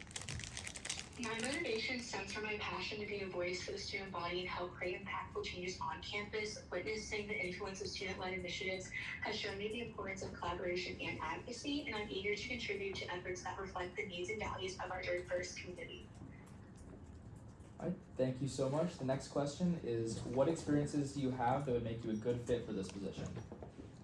Being the Panhellenic Vice President, I have dealt with a lot of communication expectations between council and chapter leadership. This role has taught me the importance of upholding standards, setting expectations early, and holding others accountable through transparent communication. And I'm also able to build a warm environment where these leaders feel comfortable asking questions. To me, I feel like these skills directly align with the responsibilities of both committees. Great, thank you. And the last question, what ideas do you have if you were to be selected for these roles? For the Information Communication Committee, I would propose revamping the orientation process to create a more interactive environment where new senators can start to build early relationships with returning members and clearly understand the responsibilities. I also believe we could strengthen the student engagement by using social media to host interactive sessions where students could ask questions, share feedback, and learn more about student government initiatives directly from our senators. And additionally, increasing our outreach through collaborations and shared contact with SG-funded organizations not only would help expand awareness, but also amplify the voices and visibility of smaller student organizations on campus.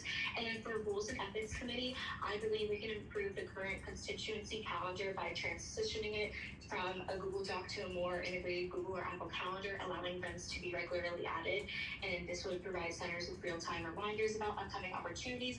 And then to enhance the accessibility and communication, I propose creating a Google form where senators can submit questions and concerns regarding absences, excuses, and constituency statuses, ensuring they receive those answers in a timely and accurate responses.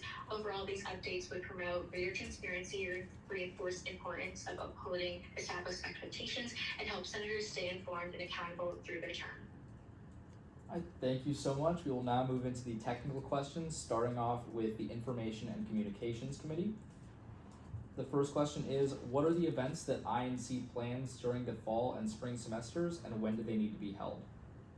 So Senate retreat, no longer than the second week of classes, but then no later than the 7 days before the first day of final exams, and then Senator orientation. That needs to be done by the second Senate meeting after election results.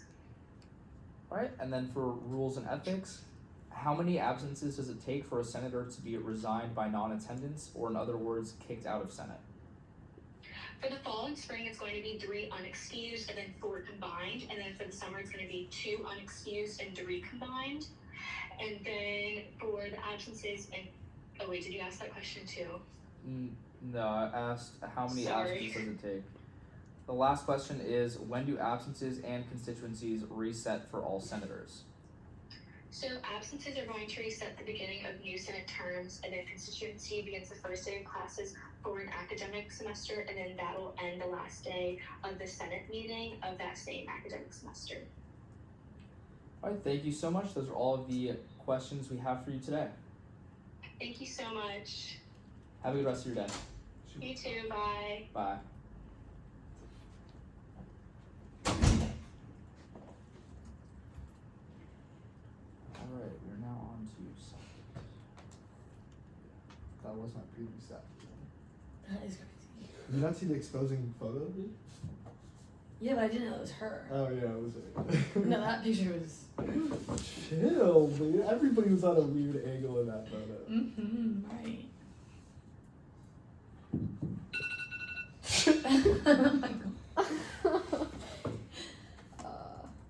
You guys know I don't really have patience, so.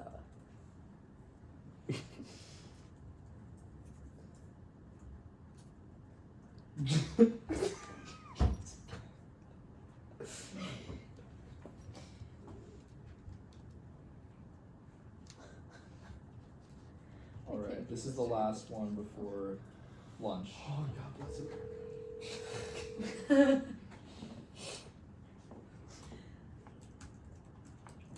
Hello. Hey, is this Socket? Yeah, this is Socket. Hey, this is Aaron Rubai calling on behalf of the Replacement and Agenda Committee. Are you ready for your interview today? Yes, I am. Awesome. Just to double check, you applied to the Rules and Ethics Committee and the Information and Communication Committee, correct? Yes, sir. Alright, for today's interview, you will have 4 minutes to answer 3 questions we have for you, and then 1 minute to answer the technical questions about both committees. Sound good? Alright, yep, sounds good. Alright, the first question is, what is your motivation for applying to these seats? Yeah, Yeah, so what motivates me to apply is the belief that Senate prospers when it's built on trust. And that trust depends on two things: strong ethics and clear communication. That's why I'm drawn to the Rules and Ethics and Information and Communications Committee. These committees don't just support Senate, but they also shape its culture by making sure we hold ourselves accountable and stay connected to the students we represent. I've already seen how important that is firsthand when I started working to reestablish the Health Caucus. I realized how much our ability to serve depends on internal structure, clear expectations, and transparent communication. That experience reinforced my motivation to contribute to committees that keep Senate organized, principled, and accessible. I want to help build a Senate that students trust, not just because we do the right things, but also because we make those actions clear, consistent, and meaningful. Alright, thank you. The next question is, what experiences do you have that would make you a good fit for these positions? Alright, my top choice is the Information and Communications Committee because I've consistently worked in roles where clear and strategic communication matters. As PR coordinator for TEDxUF, I've led campus-wide marketing campaigns, designed promotional content using Canva, and managed social media strategy to increase engagement. I've also worked closely with Solis's communications chair to strengthen branding and unify our digital outreach, an experience that mirrors this committee's mission. Beyond that, I've served as Assistant Director of Scholarship for FBK Debates and Assistant Director of STEM and Health Professions Day, both of which require translating complex information into accessible and compelling formats. These roles taught me how messaging and clarity directly affect participation and trust. On the ethics side, my experience advising students through curbs and working as a medical assistant has instilled in me a deep respect for structure, confidentiality, and accountability. And I would carry these values into rules and ethics. Thank you. And then the last question we have is, what ideas do you have if you were to be selected for these roles? Alright, if selected for either committee, I want to bring ideas that reinforce some of the many ideals the Senate represents, some of which are clear communication and ethical consistency. For information and communications, I have 4 core ideas. First, I developed a unified SG branding toolkit, which is a centralized guide with standardized post templates, visuals, and tone recommendations. Starting with the Senate, this would streamline communication across all branches of SG while still giving committees creative flexibility. It's about creating cohesion without killing creativity. Second, I'd launch a Senate in 60 Seconds weekly video series on SG social platforms, which would encompass short, digestible recaps that break down recent legislation, upcoming events, and campus resources. This would directly connect Senate's proceedings to the student body in an engaging and accessible way. Third, I'd expand on my current work with Solis and introduce organization collaboration pop-ups, which would be co-hosted events with Senate and identity-based or professional orgs. These informational outreach events would increase visibility, demystify what Senate does, and make SG more approachable. Fourth, I'd introduce a constituent voices campaign allowing students to submit questions or feedback through forms or tabling. We feature their input in newsletters or on social media, making sure communication isn't just top-down, but also making it a dialogue. For rules and ethics, my focus is on cultivating a stronger ethical culture through transparency and peer accountability. And first, I'd implement monthly ethics roundtables, which would be formal, peer-led discussions on tricky conduct questions and hypothetical situations. The goal is to move beyond just rule enforcement and towards shared understanding.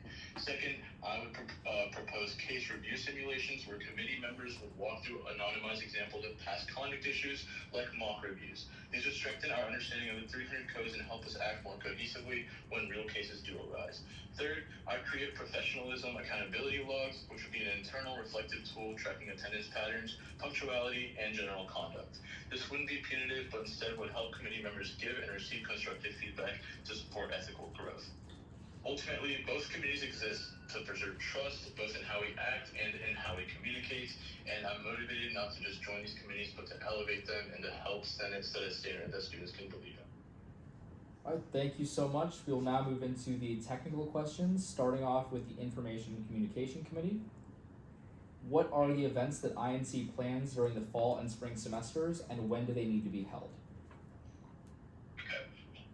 The Information and Communications Committee is responsible for planning 2 key events each semester, which are the Senate Retreat and the new Senator Orientation.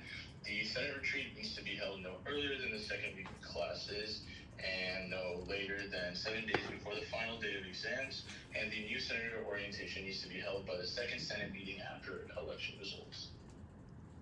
Alright, and then for the Rules and Ethics Committee, The first question is, how many absences does it take for a senator to be resigned by non-attendance, or in other words, expelled from Senate? For a senator to be resigned by non-attendance, or in other words, expelled from Senate, it takes 3 unexcused absences, or 4 combined unexcused and excused absences during the fall and spring semesters, where for the summer semesters, it takes 2 unexcused absences, or a combination of 3 unexcused and excused absences. And the last question, when do absences in constituencies reset for all senators? For all senators, absences reset at the beginning of the new Senate term, and constituencies begin on the first day of classes for an academic semester and end on the last student Senate meeting of that same academic semester. Alright, thank you so much. Those are all the questions we have for you today. Alright, sounds good. Thank you. I appreciate it. Of course. Have a good rest of your day. You too. Bye. Alright, do I hear any motions at this time? I move for a recess until called back by the chair. Wait, can it only be 30 minutes long? It'll be 30 minutes long on our end. And then I'll walk up here and call back to order Yeah. And then- waive roll call, and yep, that's fine. Just stay until called back by the chair. Okay, by unanimous consent. Are there any objections? Hearing none, the motion passes. Alright, we're